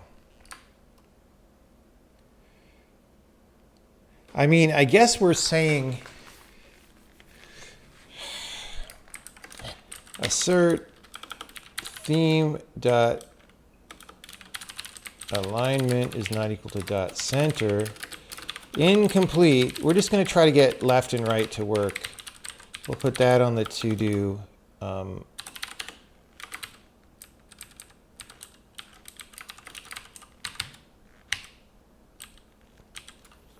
Okay, text X, text Y.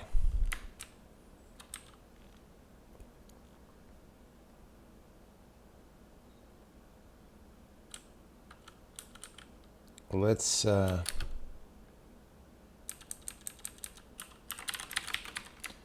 like text X is not even a thing till down here. Is that going to complain? Nope. Great. So if we are right justified,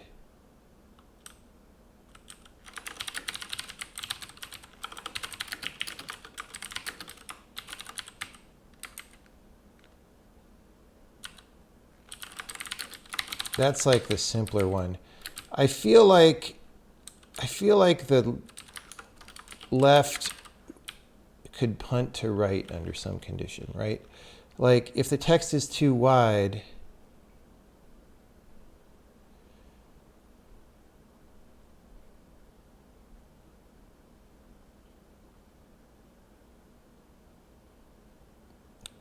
Yeah, this whole last text x thing is confusing. All right, so we're going to say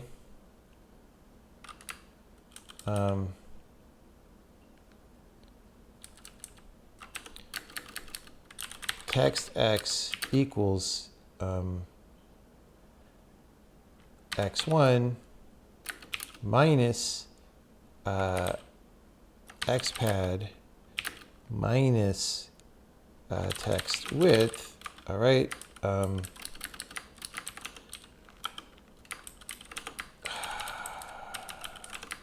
If text x is less than x0 plus xpad.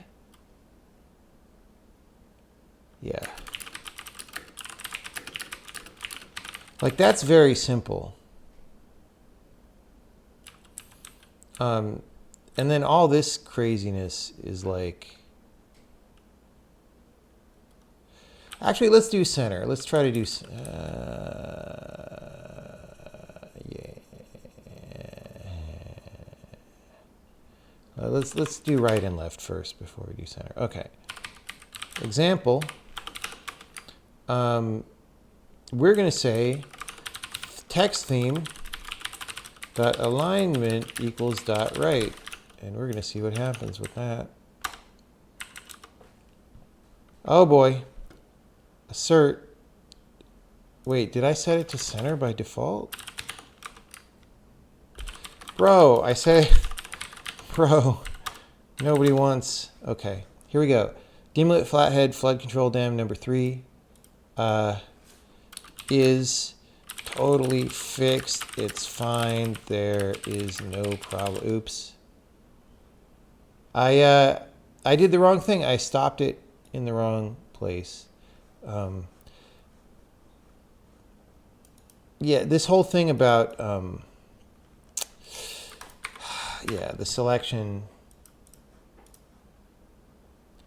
is kind of a problem.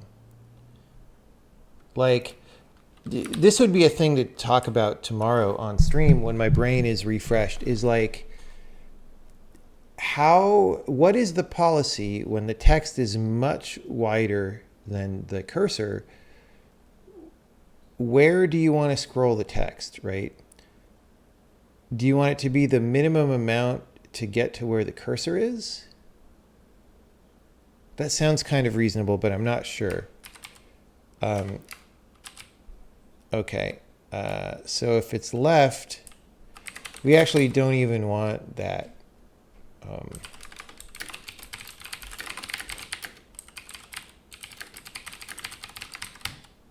Okay.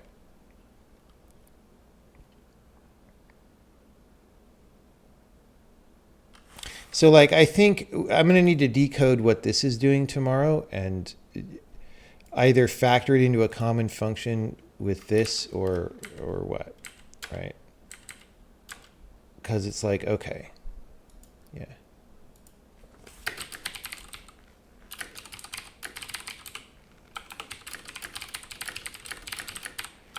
So this is fine, and but if I select here, we don't scroll with the selection, right? Whereas in here, we do. See that? See that? That's a thing that I did, but it uses like frame hysteresis, which is not good. So we're going to want to clean that up tomorrow. That'll be the first thing, really.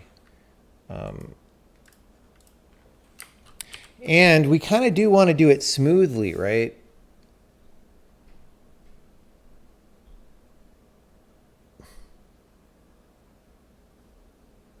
So maybe that last text X is going to go on our state structure.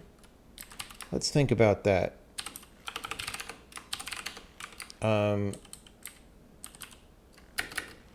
Decode how this works, comment it since it is complicated, make it more robust, and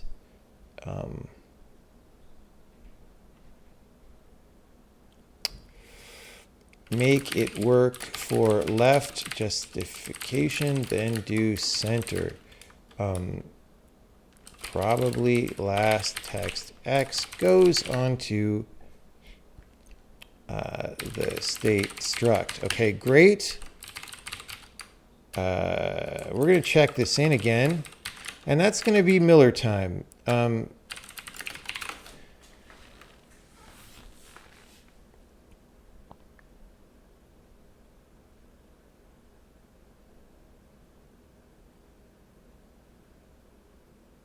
It's going to be Miller time. We streamed, I think this is accurate, 11 and a half hours today of programming. Well, 1 hour of discussion and 10 and a half of programming. Okay? And it's all on tape. We made progress most or all of the time. And streaming takes more mental energy than just chilling at home not streaming, especially when the camera's on, which it was most of the day.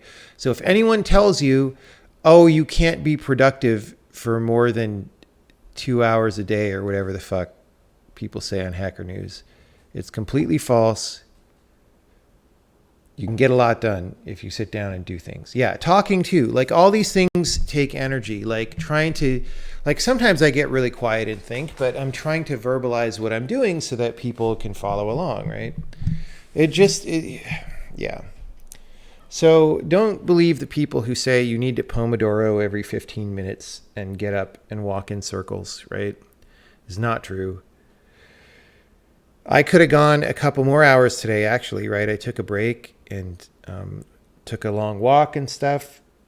I probably would be tired if I had done that. I'm a little tired now, but yes. And it feels good. Like, look, it feels good. Even this morning, I was kind of bummed in the morning stream because I was like, wow, I really don't know what to do for this layout tool. Like, I like the idea of doing a layout tool, but I don't know where it should go. But then that's good because I worked through it along with discussing with chat. And it was like, oh, okay, if we figure out what's the good programming interface for layout, that'll tell us what we want that tool to do. And really, there's more immediate value in delivering the actual widget set to people and the programmatic layout than there is doing the tool in the short term, which is clear. And so, yeah, it's been good. It's been good. Let's try to find people to stream, to raid.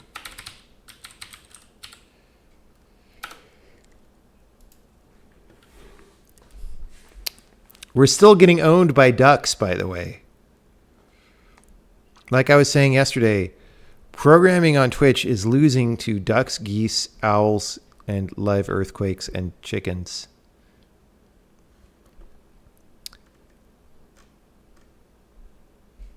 Like, basically, people would rather watch cats and call that science and technology. Command box commander replacing Cobra. I don't know what Cobra is. Cobra Commander. That's what it is. Cobra Commander. This is like a very bad poser Elon Musk model that looks kind of Asian.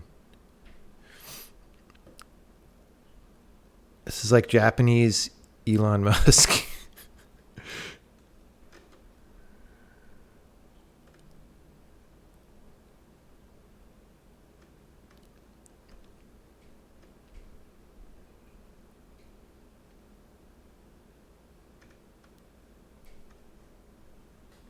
Smudge is a cat.